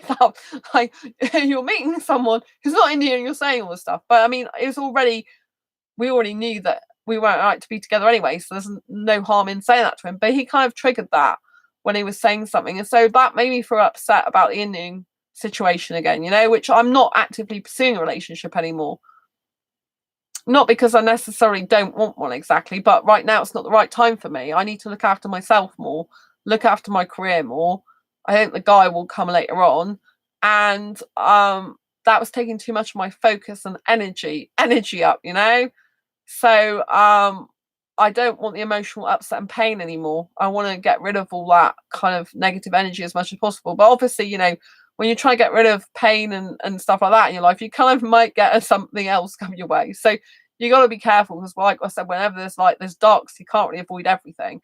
But I've noticed that by having a lot of emotional pain associated with relationships and dating, that it's not the right time for me to carry on with that. It's becoming emotionally damaging overall. So that's why I've stopped actively pursuing a relationship. I'm still on asexual dating sites, I'm still on ASAP, I'm still in dating groups on Facebook, which makes me laugh because in the Indian dating group, the UK, British, Asian guys living in the UK, I'm pretty much the only one who posts in there, and I'm British. I keep posting in there every so often. I'm like, because I'm thinking, I'm thinking, why not? Like, no one else is no one else is doing any activity there. At least I make myself noticed in front of 300 and something plus Indian guys in the UK. And I just wrote like a post about the street dancer because it's got Indian, Pakistani guys, like, who likes this? Then I wrote like, oh, it's a Holi, who likes Holi? Who's going to like what they doing for Holi, which is a festival of colours. So I know quite a bit about Indian culture. So it's kind of funny that the only person really posting in that group, other than the admin, is me. Do you know what I mean? I think I'm posting more than the admin at the moment. I thought, oh, well, sod it. Excuse my language, but you only live once. And I happened to like flick through it again. I thought, just put a post up there. May as well, hadn't you? Get noticed. Sam, I'm just going to meetups without the expectation of meeting someone, but open to doing so. And if I make some friends along the way, then great. It's really good. I would like someone to cuddle and be affectionate and spend time with, but my happiness is not dependent on it. It's good. It's really good, And I like the fact you know what you want, because there are so many asexuals, as we know, that just don't know what they want. The number of asexual sites. I mean, you and me are on the same sort of sites, and ASAP, obviously, we're both looking for a guy. But me and you have exactly the same problem, that everyone's like, a lot of people are saying, oh, I want a relationship, I'm interested, but they're not serious about it. I know with Sam, my best friend, who's talking in chat now, that whoever Sam gets with, they'll get a stable, committed, loving guy. A guy, not guy. Sorry. Oh, man. I'm sorry. I'm so sorry. I used the wrong word again. I did so well up till now. Ow. Never mind, Sandra. I'm sorry. I forgive myself. They're getting a very, very loving, committed person. Sorry. Getting a very, very loving, committed person. Sam is non-binary, not a him. My badge has arrived soon. Thank you. Maybe you need to put Sam Manzi, they, them, in as your new channel name. I'm sorry. Maybe I need to write something on my Mac or something. I'm sorry. Oh, I feel so bad. Oh, sorry. Anyway, yes. Oh, I didn't think of that. Yeah, if you put Sam Manzi, they, them, that might help me a bit. It might help me a bit, but my mind's like, it takes me a long time to learn these things. I was telling someone in an entrepreneur group today that it took me 6 months to learn iMovie. My brain just goes so slow with learning anything, but once it does, it really understands it. Because I was trying to explain this to someone. I say my brain doesn't. I know this about myself. So this again, because my Twitter, Facebook, etc. say my pronouns. Yeah, I know, but I guess. But when I'm looking at you, all I'm seeing is a picture, really. And obviously, in the chat, I see Sam Manzi.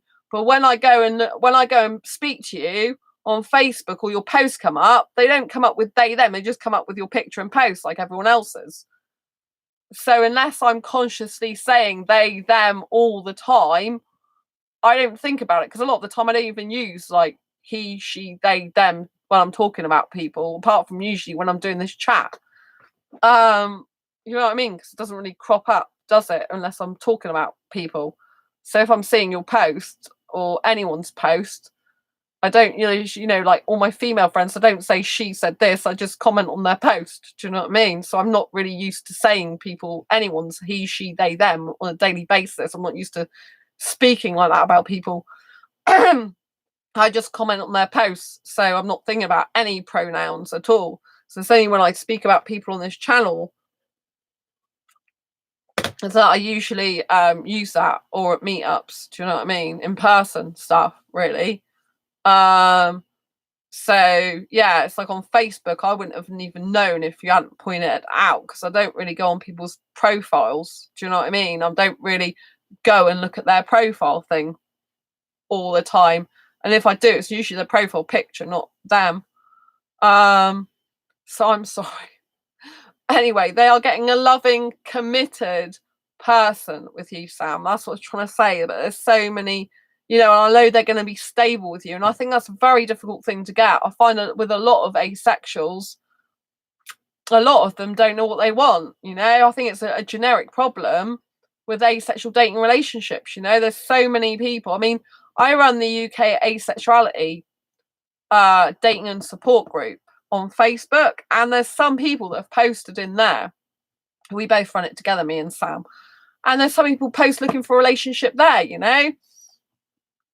I don't think they've got any replies. And it's like, come on, this is a dating group, I can't make people message people.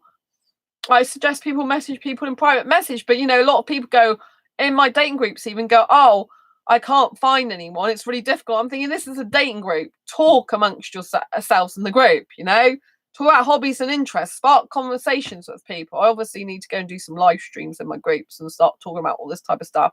It's just because I spend a lot of time on this channel, I spend less time on Facebook. I feel more comfortable on YouTube. I'm here a lot more, and obviously my voice starts going a bit croaky after a while, so I kind of have to reserve a lot of my talking for this channel or any courses I'm creating, which I'm not creating any, courses right at this specific moment in time.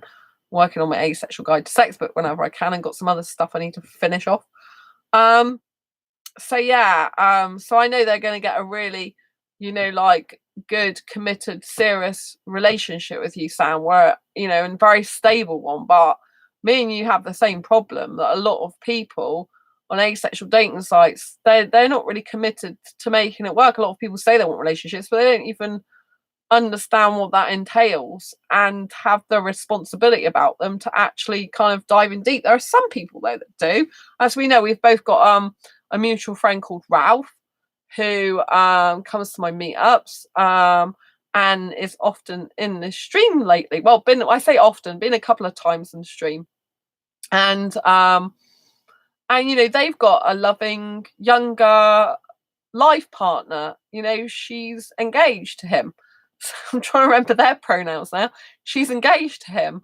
And so, they are in an asexual relationship together, and that's fabulous. So they're both serious, they both want a relationship.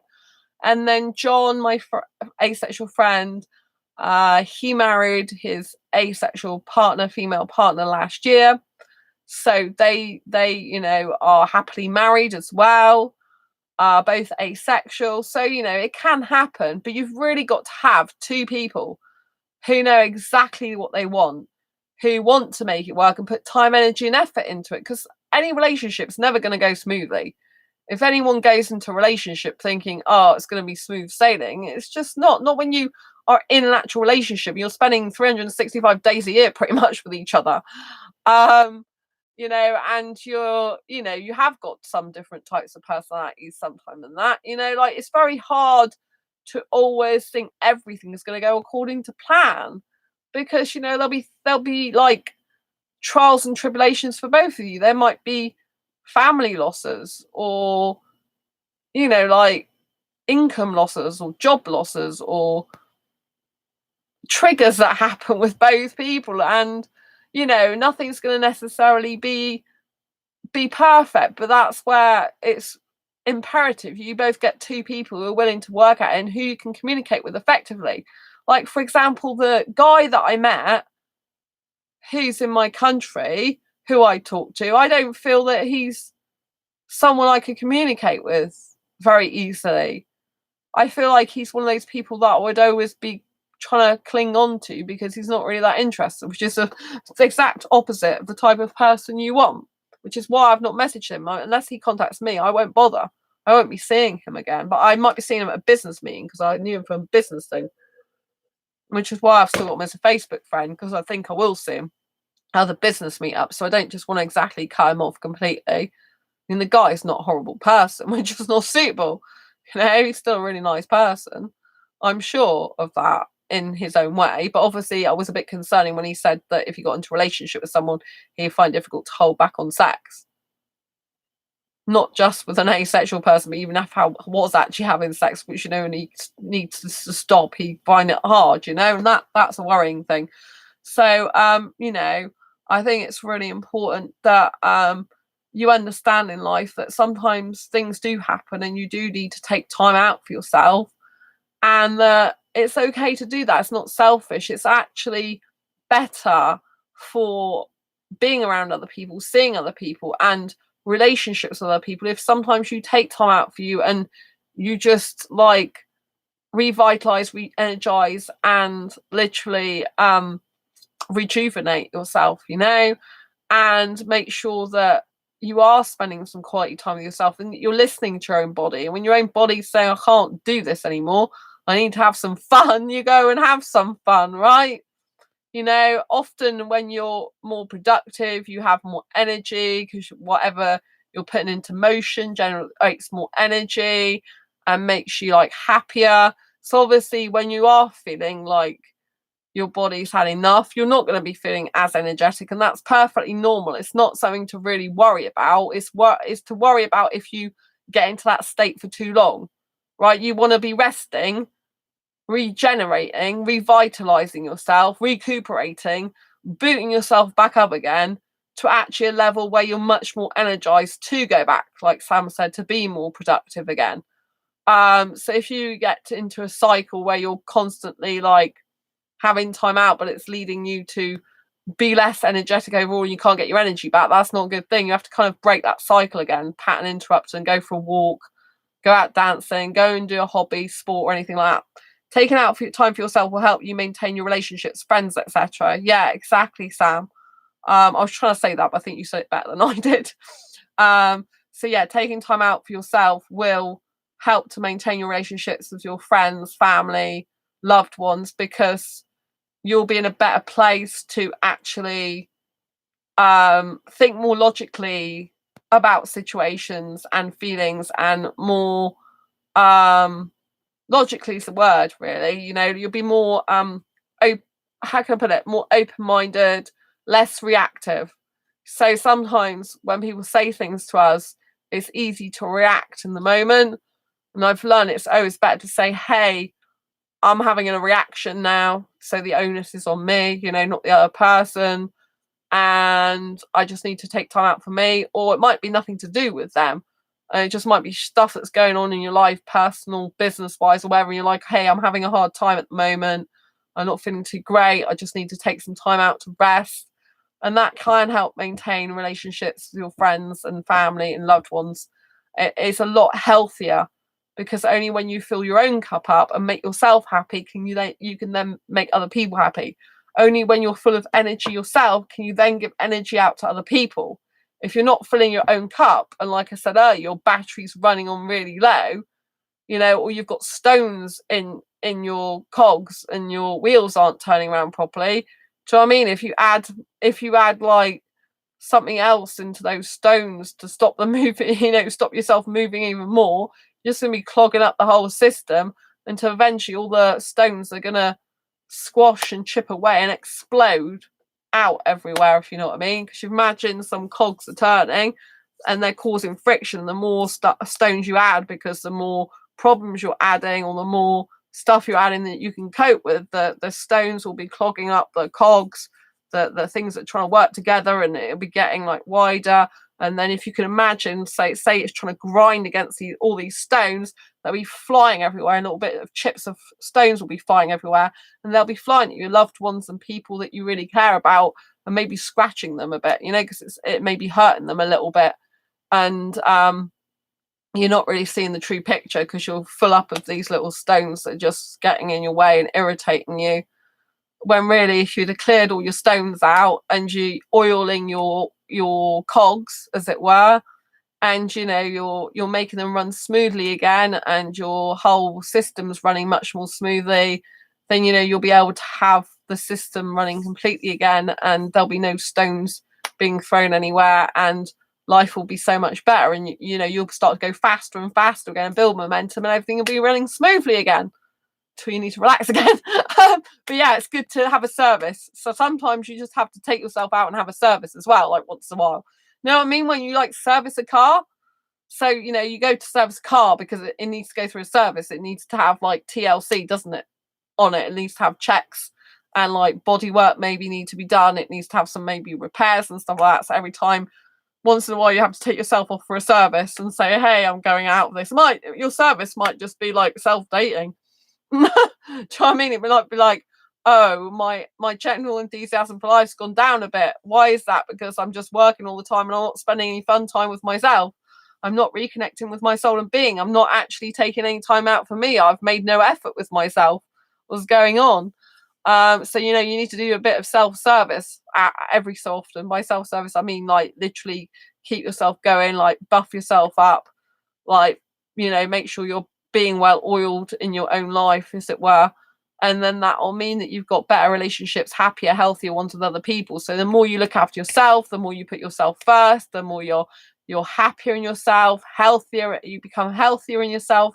So basically, if you're happier in yourself, you become more healthier in yourself. If you're healthier in yourself, you become more productive. You're more productive, you build momentum.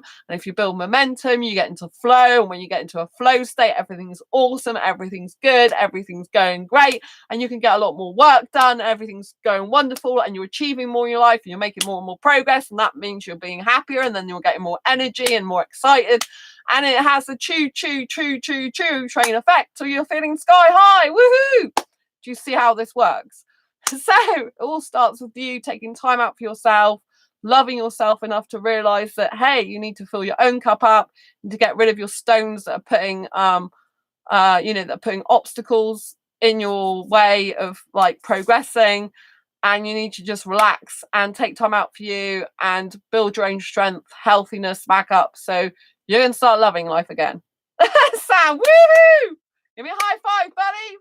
Woohoo! Yeah, so all that. Do you see how all this works together? So don't ever be ashamed or afraid that you need to take time out. But what I don't want to hear is such a negative attitude from you, where it's oh, this whole world's a catastrophe, everything's going wrong, and that my life is really bad right now, and everything, you blow it all out of proportion. Because if you're not used to accepting the fact that you're going to have some bad times, or some times that aren't so happy for you, if you're going to have some times where you have to stop because you're not energizing yourself enough, you've got some people or some things or what's happened that's drained some of your energy, if you're not able to accept this part of your life, everything that happens that's bad in your life are going to be a major catastrophe. And then you're going to take a lot longer to get better, a lot longer to get your energy back, a lot longer to get back into the swing of life. Your mind can go into a negative mindset overdrive. And the more you talk about negativity, the more you say, I'm really feeling ill right now, I'm really feeling lack of energy, which is easy to say, I'm really feeling poorly. The more you say you're feeling poorly, the more you'll become it. So if I keep saying at the moment, I'm not 100% in health, that's going to keep me not 100% in health. Do you see what I mean? So even me saying this is not necessarily a good thing, but I can say I'm not 100% in health right now, So I'm acknowledging that I'm not 100% in health right now. And then the other question is, what am I going to do about that? How am I going to get myself better? Does my mind want to let me get better at the moment? Or does my mind think I've got other issues to sort out before I get myself fully better? Because don't forget, sometimes we're ill because we need to reflect on our life. And it's our body's way of saying, hang on a minute, what's going on in life is not good for you at the moment. I want you to take time out to rest, relax, re-energize, recuperate yourself, but also to pay attention. Like sometimes we get sick because we're being told to pay attention. Sometimes we have to take time out to pay attention to things that are really going on in our mind and our life and what's really happening for us on a fundamental, deep level. And if we don't, like only sometimes when we get poorly, sick or ill, or sometimes when something crops up in life, maybe it's a situation, like I said, with that guy that I met, I wasn't really just upset about him. I was upset because he sparked the fact and triggered me the fact that I was upset about this Indian soulmate that I've never met yet. It upsets me because I feel I should be with him and I've not met him yet. That's why I get upset. If you're spiritual, you'll probably understand that. If you're not spiritual, you think, why does she keep going on about this? Because once you think you got a soulmate, you kind of really feel you should be with that person, right? Because they're in your heart and mind and soul and being 24/7, whether you like it or not. They are part of you. So do you know what I'm saying? It's hard. So, I have to reflect on really what's going on. Am I upset and angry at the guy I saw? No, not really. I mean, I'm a little bit concerned about the fact he said he couldn't stop sex if he needed to. That is a bit worrying. But I think the guy overall's a nice person. It's just we're not right for each other. But what upset me was the fact I felt triggered. Now that's to do with me. He didn't know that was going to happen, did he? And I didn't show that. I didn't show probably as much upset as I could have done. I just looked a bit like down, I think. So, and a little bit upset, I think, but not really fully being upset in front of him. But so, do you see what I mean? That was my problem. That's my issue to deal with. It's got nothing to do with him. The fact I get upset over an Indian soulmate I haven't met yet. I was talking about that the other day. Thanks to learning from you about how our mindset affects us and changes the way we see life. Thank you, Sam. I'm glad it really helps. It's important to pay attention to things in our life, our relationships and interactions, etc. Lots of things can and do affect us. Oh, yeah. It's really, really important. I'm glad you noticed. Yeah, our whole mindset affects everything. And when you become conscious, it's quite difficult because you can actually tell when your mindset is not doing so good as it should be. And then you have to be very careful you don't start the self-critical thing. So, because obviously the self-critical thing is getting a thing that's not very good for your mind. So if I start saying, well, my mind isn't great right now. Okay, that's a statement. My mind isn't great right now. It's not a positive statement, right? So already I'm kind of saying a negative statement, but I'm also saying the facts. My mind isn't great right now. Right in this moment, right? But then I could say, oh, but my mind's going to get better. My mindset's going to change. But if I don't feel that with emotion in my body and I'm just saying it to try and pretend it, it's not going to work as effectively. You've really got to feel it and believe it in your soul. Like when I was sick with a respiratory infection, I knew I wouldn't be like that. Like I got over my respiratory infection without antibiotics. There's a little bit of thing in my subconscious mind that's saying, hang on a minute, you got over it without antibiotics. Are you fully over it then? Because the first time I had antibiotics, I felt like I was fully over it. Now I feel like I'm a bit nasally. I'm not fully over it. So my actually subconscious, I know what it's telling me. It's telling me, are you actually fully over it? Because you didn't have antibiotics. Does the antibiotics make a difference? I don't really want to take antibiotics. I mean, taking some good bacteria, but not as much as I should. But I've got some other stresses and stuff going on in my life at the moment, which I think is just contributing to me not being in the best frame of mind. But you see, when you start saying to yourself, I'm not in the best frame of mind, again, that's a negative thing. So the more negative things we talk about, the worse our mind can become. So it's very hard because you have to take notice of the truth about yourself, the truth about your situation, without over exaggerating it. I can't even speak now, without over exaggerating it, and without actually focusing too much on the negative stuff. Because what we focus on expands. So if we keep thinking I'm sick, thinking consistently you're sick is just going to keep you in a sick state. You have to stop thinking I'm sick and start feeling really good. Like when I went out clubbing last week, I felt on top of the world. That's how come it can change in a heartbeat. When you change your state. Because I was listening to music, doing movement, felt on top of the world. I was in an environment I liked. I felt good about my body, good about my looks. Happy to be around those type of people, happy with the people I was dancing with, even though it's a bit strange sometimes. I was just happy everything there. I was just like, but that's, you've got to live those moments as well. You've got to understand there are going to be some moments that seem pretty imperfectly perfect at times. And that's why I love those moments. Sometimes you just have to consciously think, right now in this moment, I'm loving life. This is the best life right now for me, right in this moment, right now.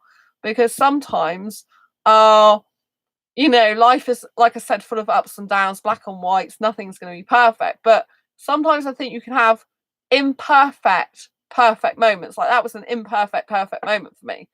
Why was it imperfect? Because the guys I was dancing with, they're not going to want to be in a relationship with me, right?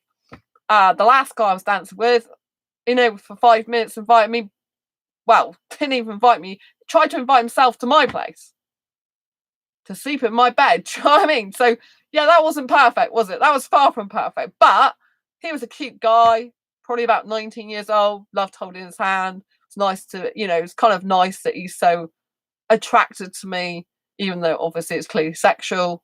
And he's lying when he said he doesn't want sex, So you can look at the negative stuff, but you can look at like, well, young guy, 19 years old, really attracted to me. That's nice, isn't it? Because I'm a little bit older and birtification than that. But, it's nice that he finds me so good looking, even if it is sexual attraction. So I don't always think that just because someone's sexually attracted to me, that they're totally a bad person, because I just don't feel that way. Do you know what I mean? It's not their fault I don't feel that way. And you could look at it as a bit insulting that he's just asked me in 5 minutes because literally he just obviously wants sex. But even so, I don't think of everything negatively like that. I think having a negative mindset is not good. So sometimes I try and look at the positive, like, well, he's cute looking. He's from India, as it happens, which I would never have known. And it was nice holding his hand. I love holding hands. I've got a thing about holding hands. I know, I really like that with a guy I'm aesthetically attracted to and feel good around in aesthetic point of view. If I don't feel like warm enough to them, like if someone who really repulses me aesthetically, I want to hold their hand. But if they're a nice person, kind, like that, like he wasn't good what he said, but I mean, there was this taller guy who was pretty much nearly squashing me against the wall, and he came to my rescue, but obviously used the trick of, I'm rescuing her so I can be with her now, but I just kind of like, I don't, because I'm having so much fun there, I don't really think of him as this ultimately bad person. I just think he's lying to try and get his own way, which a lot of guys do, sadly. And I just think, well, ha ha ha, I'm never gonna invite you back to mine anyway. Do you know what I mean? I'm just gonna get in a taxi and go off. But he works at Nando's in the city, so me and Sam might see him in there. He told me where he works. I thought that was quite funny. He told me, volunteered that information. I didn't even ask him. He goes, I've been in this country 8 months. He's the Indian guy, 19 years old. Because I've been in this country 8 months. I work in Nando's. I'm like, which one? He goes to High Street. I was like, I go in there sometimes with my friends.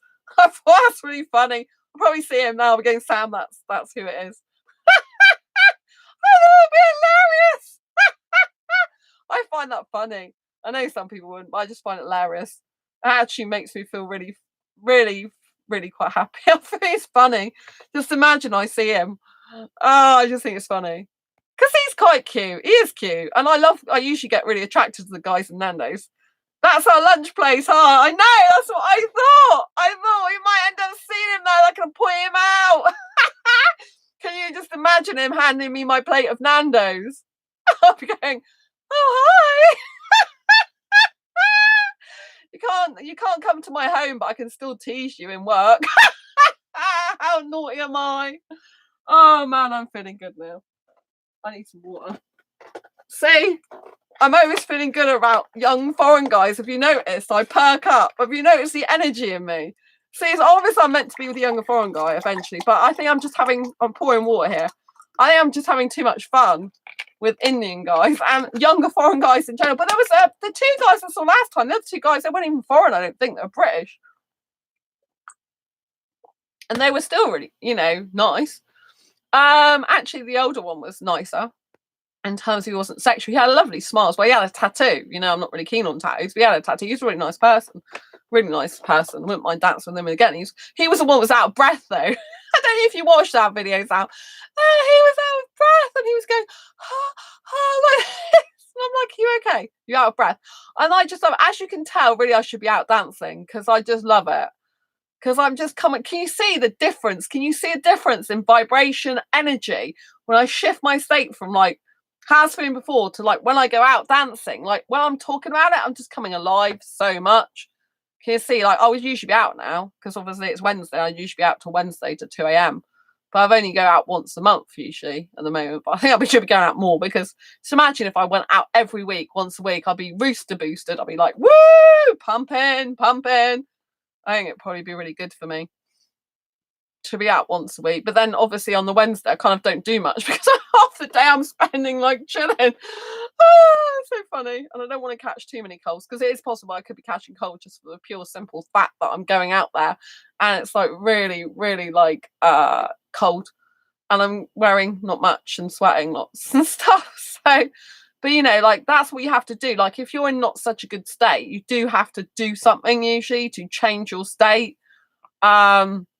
You know what I mean? Like sometimes I like watching movies, like superhero movies that really, really boost my energy levels up. Like if I watch Iron Man, like when he plugs himself in to boost his energy levels up, I'm like boosting my energy levels up with him. So I think there's more I can do to boost my energy up. Like sometimes I just think it's good for me to go out. I'm like, no, I'm just going out now. Because like once I start going out more, especially as an extrovert person, I tend to get more energy. So don't forget I've been indoors a lot lately. I mean, I've only been out once clubbing, which was last Tuesday.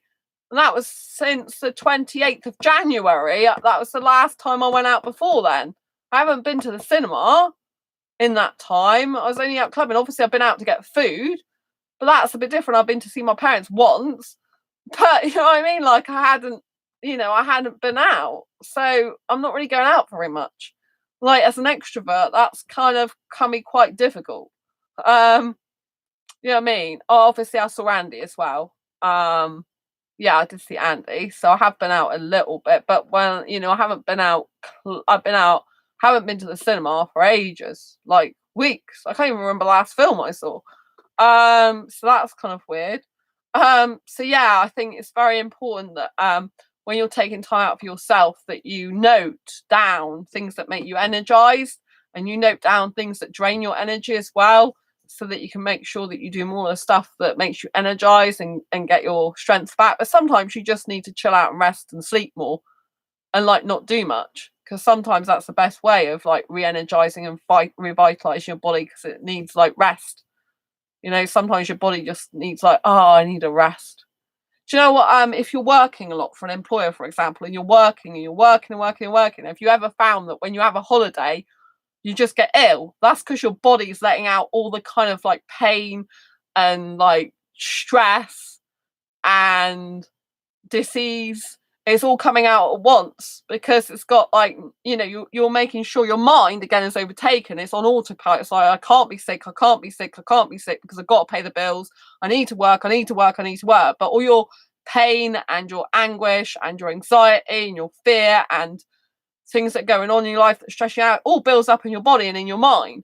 And so that when you have that week off, literally you can release yourself from all that because you're taking time out from probably one of the major stressors and factors and your body just relaxes and all this time is when you become sick because you're letting all that problems, anxiety, disease in the body just come out and flood out of you. And that's why you usually get sick when you've got a holiday from work because you've really stressed yourself out but you haven't allowed yourself to be in that state. So you've kept it all within and eventually it needs to come out and you've let yourself release it. So there are ways to kind of control the mind, but not necessarily healthy. I mean, before you have your holiday, you're going to be running at half mast, like half capacity. You're not probably going to be running on full energy.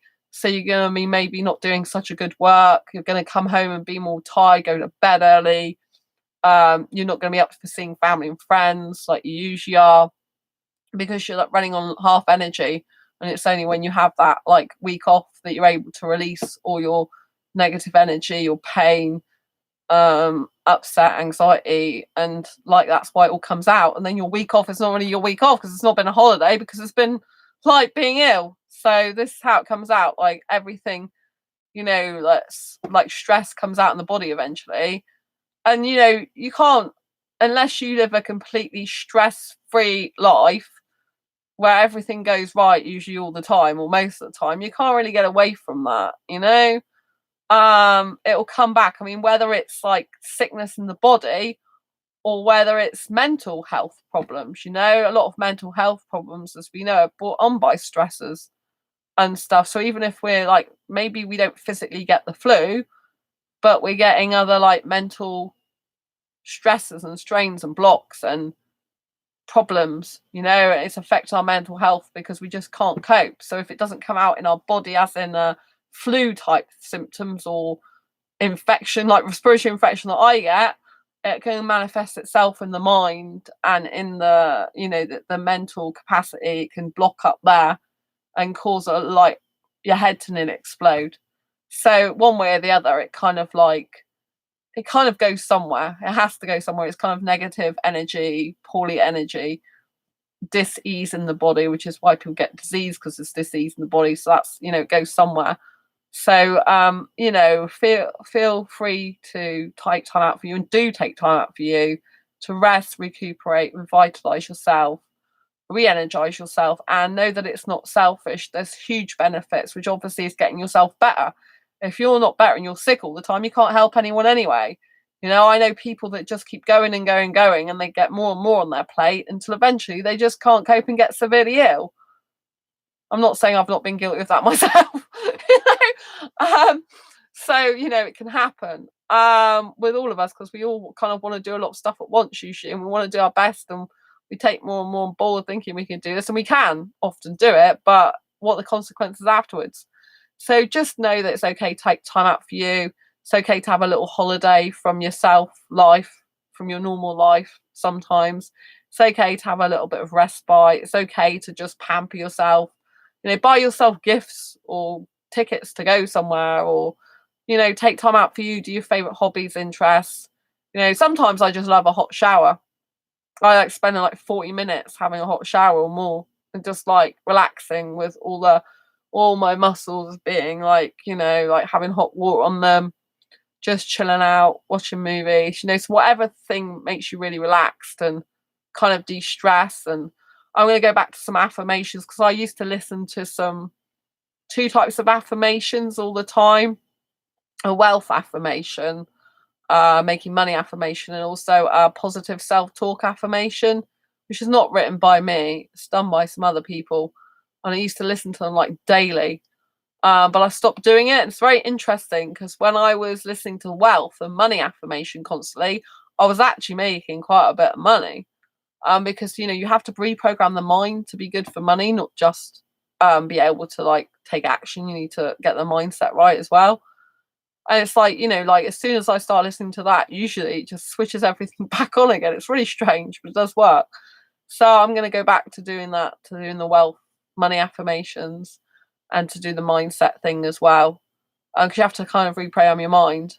So yeah, it's really positive. It's I am affirmations. I might actually do some on this channel eventually, like some affirmations, because I got a good voice for affirmations. I like putting music underneath it, and I wouldn't mind doing more affirmations. I like doing quotes as well, which can be like affirmations. But I might do some stuff occasionally on this channel about that, because I'm kind of like really loving affirmations. So the more I listen to it, the more I kind of know what to do. Yes, do them. Oh, you think I should do them, Sam? They'll be short videos, which will be really good, but you can listen to them over a period of time, like keep playing them, if you know what I mean. And obviously I might do them to buy on my Asexualized Academy, so that you can download them as an MP3 and play them on your device. If it's like, verbal affirmations. But if that's what you want, then I should do them. So like I said, I can then put them on my Asexualized Academy. You can download as an MP3, pay a bit of money to download it if you want to keep it permanently, or you can just keep playing it over and over again on YouTube on my channel. But that's what quite a lot of the other channels do. They put them out on their channel, and they have them available to buy on their website or downloadable site. So then you can actually buy it to listen permanently on your headphones Like, so, you know, you haven't got YouTube adverts coming up or distractions with them going on to another thing and stuff like that, you know, because YouTube adverts come on videos whether you've got ads on your channel or not. I mean, I don't have any ads on my videos, but sometimes you know what YouTube's like. They just stick ads on your thing anyway, whether you like it or not, even though I'm not monetized for ads. Um, so yeah. So if you think I should do them, that might be good. So yeah. I have to think when my voice is. I think my voice needs to be a little bit better, but yeah, I thought of that. It might be good. I could actually do some asexual affirmations as well. I thought that'd be really cool. Like, do one, at least one specifically for asexuals and why it's so awesome to be asexual, because it really is awesome to be asexual. So if you want that, something I can do, yay, more to do, but that'll be obviously not live. YouTube is damn frustrating. Lately, the ads are playing every 2 to 3 minutes sometimes. I'm glad you said that, Sam, because I'm really fed up with it as well. I'm really fed up with you. They keep showing me the same ads and I keep going. There's a little cross you can do in the corner to say, I don't want to see this ad. And you can say irrelevant, inappropriate, or something else. And irrelevant, inappropriate, or something else. I don't know what it is. I can't remember. And so I keep doing that with certain ads and they still keep showing. It's like, if I've told you it's irrelevant or inappropriate, stop doing it. One of them is like, I'm not interested in living in the countryside, right? I've made that perfectly clear. And they keep sending me these ads of people trying to sell homes in the countryside. It's like, I hate living out in the rural sticks. It's not who I am. Clearly, I don't like when I'm not seeing people for a while. I'm in my own home for a long time. Clearly, it's not actually quite good for me. So I need to, like, you know, I don't want them. There's a guy who keeps coming up trying to teach me how to play guitar. Do I look like I'm a guitar player? Have I got a guitar in my house? No. So I keep stopping his courses and like, Sam, yeah, that's what I do. And they still come up again. It's really bad because YouTube is literally bleeding money from these people that are producing ads and being irresponsible with their money because I'm not interested in it. So if we say we don't want to see it anymore, we shouldn't be seeing it because these people are paying for ads to get to the audience they really want to get to. They're not getting it. They're getting to people like me who don't want to see it. Sam, but if I watch a 30-minute video, sometimes I have to watch 10 ads. It's annoying. So I watch less and less YouTube. Yeah. I mean, that's a good thing about me live streaming is you get, you know, like while I'm live streaming right now, you get me consistently. Obviously, you can ask me anything you like, which is a bonus as well, because not many channels do that for this long, for a lot of consecutive nights in a row. So the bonus benefit of this is we have clear time. Do you know what I mean? But I totally agree with you. I mean, the ads are getting out of control, you know, and when they're completely irrelevant, like I don't want to learn how to play the guitar, thanks very much. It's just pointless. They're wasting the advertisers' money. It's disgusting. Do you know what I mean? I don't mind a few ads. I understand they need to have some, but not all the damn time. I understand that too, Sam. But, you know, I mean, don't you feel that are wasting money? Don't you feel that the ads that are coming up, a lot of them are really irrelevant and they're just wasting people's money? You know, like I don't want to move to a rural area, so I wouldn't be interested in anyone that's trying to sell me a rural home, no matter how good the benefits are. Oh, and we've got this nice rural lifestyle. It's like, yeah, that's exactly the opposite of what I want. So there's no way I would move there in a hope in hell. Do you know what I mean? So I forget it. It's maybe what most people's dream is, but it ain't mine, you know? And so if I've said it's inappropriate or irrelevant, stop showing it me. And I don't want to play the guitar, right? Like, enough already. Yeah, because they aren't directing them at people they may actually be interested in. Exactly, Sam. You know, it is a peeve of mine lately, you know, that I try not to get too cheesed off with things, but honestly, it really does drive me a bit nuts lately. I'm like, will you stop doing that, YouTube? You know, and they're wasting people's money. And the people, like you say, who really do want to see that content, it's wasted on them because they're showing it to me. And obviously their ad spend's going down, the advertisers' ad spend. I feel like, you know, I do fill in their surveys where it says, oh, which ones have you seen lately? And I'm like, none of them. And it's like, I don't really want to either, you know? And it's like, I don't know if that helps me or hinders me. Do you know what I mean? I just like, you know, I feel like if they're saying, do you see these? And I put not on that, obviously I'm not interested because I'm not taking any notice. But yeah, so that's why, you know, it's, you know, if I do any, if I do any stuff like affirmations, that's why I think it'll be good to also have them on my Asexual Life Academy that people can buy. They're not going to be really expensive. So people will be able to buy them and just download them like a track on their iPod or on their Mac or mobile device or whatever. I'm guessing they can do it. I don't know. I think most it's desktop, my site actually. But then like I download something from my Mac onto my it goes into my iTunes, and then from my iTunes I can plug my iPod into my Mac and it transfers onto my iPod, or can transfer onto my tablet. So you just transfer it onto your mobile device that way. Or if you've got Android phone or whatever type of phone, you can usually transfer it from your Mac to that. I mean, something that works really good is my printer. My printer, I didn't realise I can print from my mobile phone on my new printer that I got last year. And I didn't even realise that. I literally can, it's quicker for me to get an email on my mobile and click print, and it literally goes straight to the printer because it's connected to the cloud, and it prints out quicker than I do from my Mac. It keeps having problems with the printer. It's really weird. I didn't try that till the other day. It's great. Yeah, you should do that. Okay, and Sam, so when I do the affirmations, I'll put them on my channel first, and I'll put them as an option to get on my Asexual Life Academy so people can buy them, and then they can download them, and for a little bit of money, and then do that. I think that'll be good going forward. I need to make sure my voice isn't completely going right now, but yeah, it'll be good to do quite a few, I think, if people like them. But yeah, I want to do an asexual one really as well, because I just think that'll be so awesome and unique. And I know what type of thing I'll do for it, but I want to do some other affirmations as well, the I am ones. It's really good because then I can do them for myself as well, and I have my own voice on there, and I know what to say. So you have to let me know which ones you want. A positive mindset one, self-confidence, self-esteem, self-love, all that type of thing. I think it'll go well. Yeah, I think I'll do that. I think it's a good thing to go into for my channel. I've been thinking about doing that for a while because I love this channel so much. I just love this channel. I just feel like I'm at home. I want to do more to make improvements to it, and to like just help more people really. And I love affirmations. I just listen to them quite a lot. I need to listen to more. You know what I mean? And when I do them more on this channel, I'm gonna listen to them more. I like my single quotes as well. I know my first single quotes video has gone really popular now. The quotes, obviously you need to be able to like read the screen, but when I do affirmations, they'll be verbal, so it'll be music in the background with my voice, and therefore you'll be able to listen to them on anyway. You don't have to watch them. In fact, the screen won't have so much on it. It'll be mostly my voice. So but I think maybe I don't know if people will want the video version as well. Most people I think will want the MP3. So yeah, and I can create an MP3, and as far as I know, just upload an MP. Yeah, because I'm going to upload audio to my system for my Asexual Life Academy. So that's going to be good.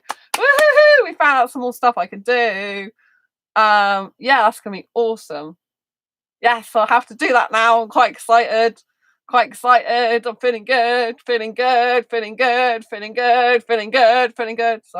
I'm just getting really excited now. You can tell when I got new stuff and new creative ideas and things I want to do, and especially when you seem to really want it, Sam. This is great because I love it. Radical, man! I love the smiley as well. I think it's gonna be really good. I really want to do an asexual affirmation. I've been thinking about it for so long.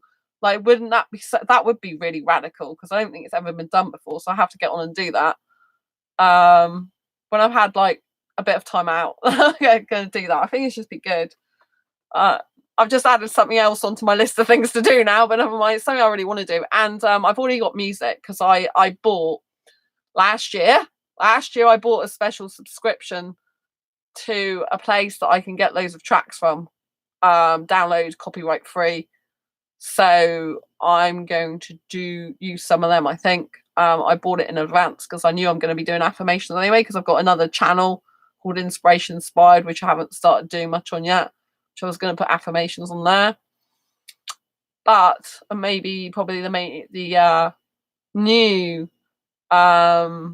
channel will have some affirmations on there as well about money and wealth and mindset and stuff. But I can do them on here, and especially for my asexual people.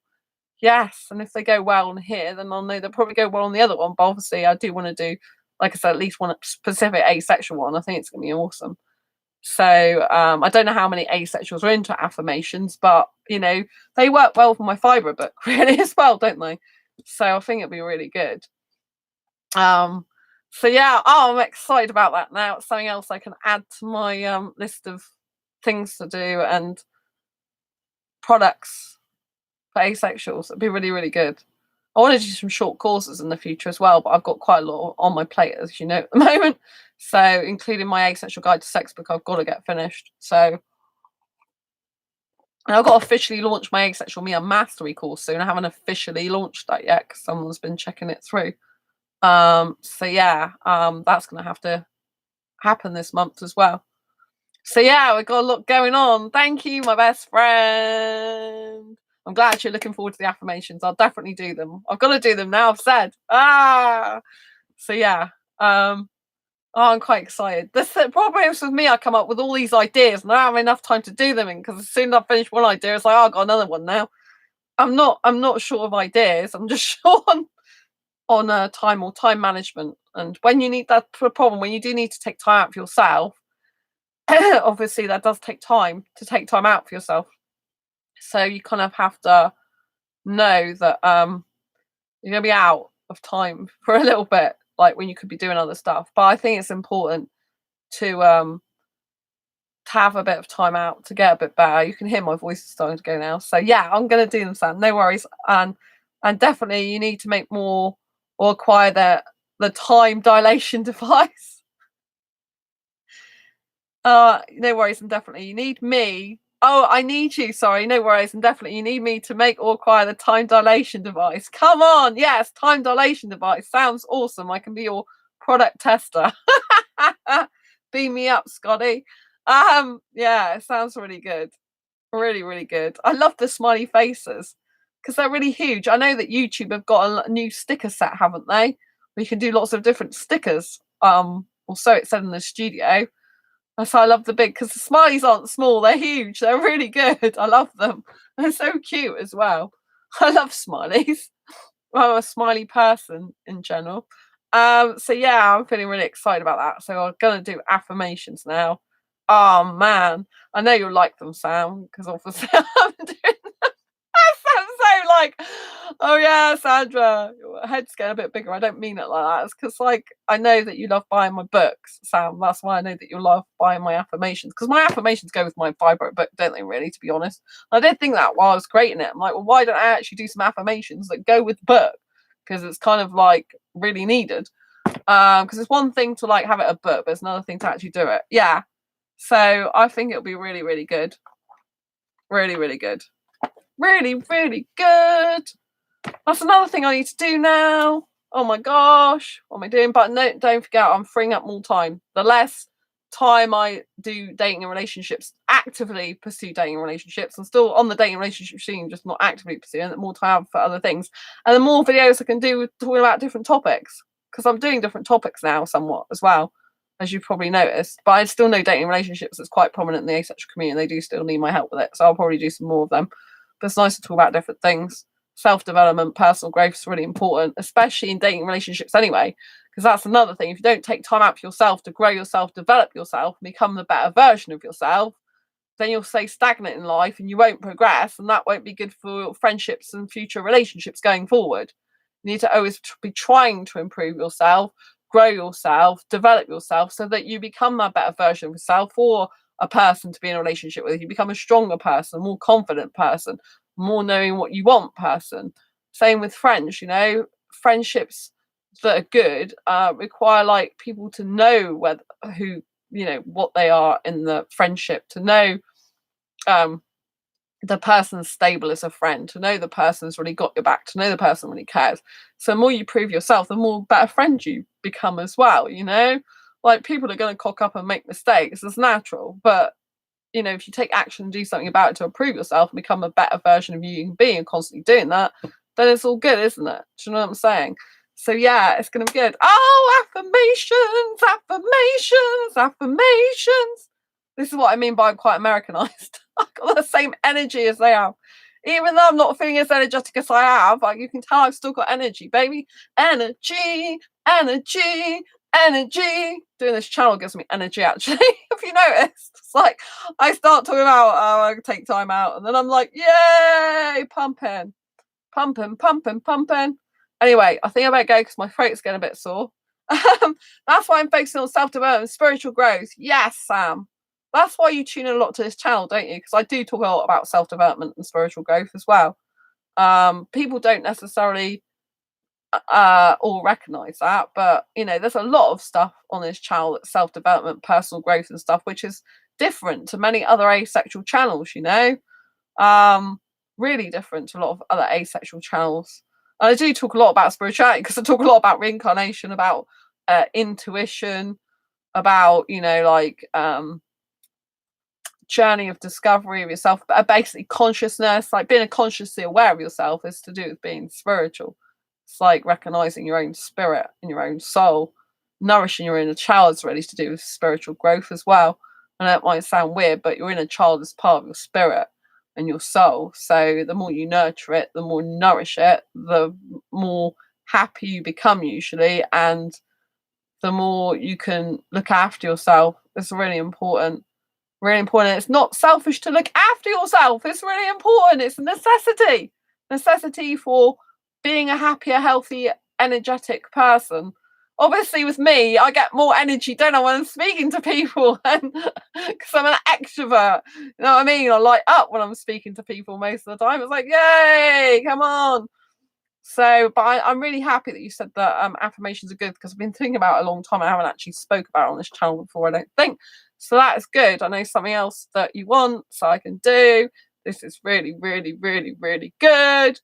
I'm really going to look forward to that because I love doing affirmations. I haven't actually done it yet, but my voice is very good usually, so I should be good because I've done radio training for years. I was trained as a hospital radio presenter. Do you do radio voice training for that? So I'm kind of used to speaking on a microphone. Although my microphone has got a problem with it at the moment. It hasn't got the lead thing, doesn't work. So I might need a new one of them. I think I found a spare one the other day. I haven't tried it yet. So I'm not sure if it's a microphone or the cable. If it's a microphone, it's in trouble because it's a £200 microphone and it shouldn't go like that. It's a Yeti Pro mic. So I'm really hoping it's not the mic that's the problem. But because really you need to be able to do a proper mic thing for that. With affirmations, you don't really want any noise from around about coming. Do you know what I mean? So you really ideally need a good Mac microphone. I mean, the microphone within my Mac itself is still really good, but I don't think it's going to be as good for that. So I'll have to see if I can get my microphone to work properly with the cable, the replacement cable I found the other day that happens to fit it. So I'll see if that works. If not, I'm not sure. I might try it with my normal Mac sound and see if that works, because people have told me this channel does sound quite loud. so I don't think it's got a problem with actually sound. Just need to make sure the quality is good enough for it. But I know when I did what was it, the summit, I did the summit and talked about asexuality on the Freestyle Your Life summit. I just used my ordinary Mac microphone and she said that was good enough because she could hear me fine. So I'll see how it goes. Yeah, have to try it out. So yeah, I'm quite excited about that. It should be awesome. Anyway, I better go now. I think I need to rest my voice a bit and get ready for seeing my mum's birthday. Let's sing happy birthday to my mum before we go. And I've got a croaky voice. It's not going to be very good. Happy birthday to my mum. Happy birthday to my mum. Happy birthday, dear mum, when I'm recording this on the 4th of March 2020. Happy birthday to you. I just needed to say that. Lots of love to my mum. Sometimes my dad watches this channel. I think my dad sometimes shows my mum. So happy birthday, mum. Love you lots, as always. Yeah, if it wasn't for my mum, my angel guinea pig probably wouldn't be alive right now, because she has to be injected twice a day. And my mum does it, and she looks after her, and my dad does it sometimes too. And she's incredibly well looked after in sport, with loads and loads of treats, and eating my mum out of house and home constantly. My mum's like going backwards and forwards to the supermarket shopping for my guinea pig all the time. So yeah, thanks, mum. And yeah, I'm looking forward to seeing my mum. I got some nice gifts, so I can't wait to see her face. She's going to be happy with them, and yeah, it's going to be cool. So anyway, I'm going to sign off now. Thank you so much, Sam, for being in the chat. I know Richard was here earlier, and lots of love to you, my best friend Sam, for being on this chat. I really appreciate you. Good night. Happy birthday, Sandra's mum. Have a wonderful day. I must sleep. I have a new world to explore. Oh, you've got a new world to explore. That sounds good fun. Anyway, take care. And if anyone's watching right now and they haven't already subscribed, please hit the great big subscribe button and hit that bell icon to get notified every time I go live like now I post a new video. Don't forget to give this video a thumbs up if you haven't already. And I'll see you on the next video or live stream. Thank you so much, Sam, for taking part. Have a good sleep. And embrace your quirky and each other's. I'll see you on the next video or live stream. Take care. Don't forget I'm at my mum's, so I don't know what time I'm going to get back and if I get able to do my stream or not. So I might have to leave it and do it the following day if not. Take care. Bye.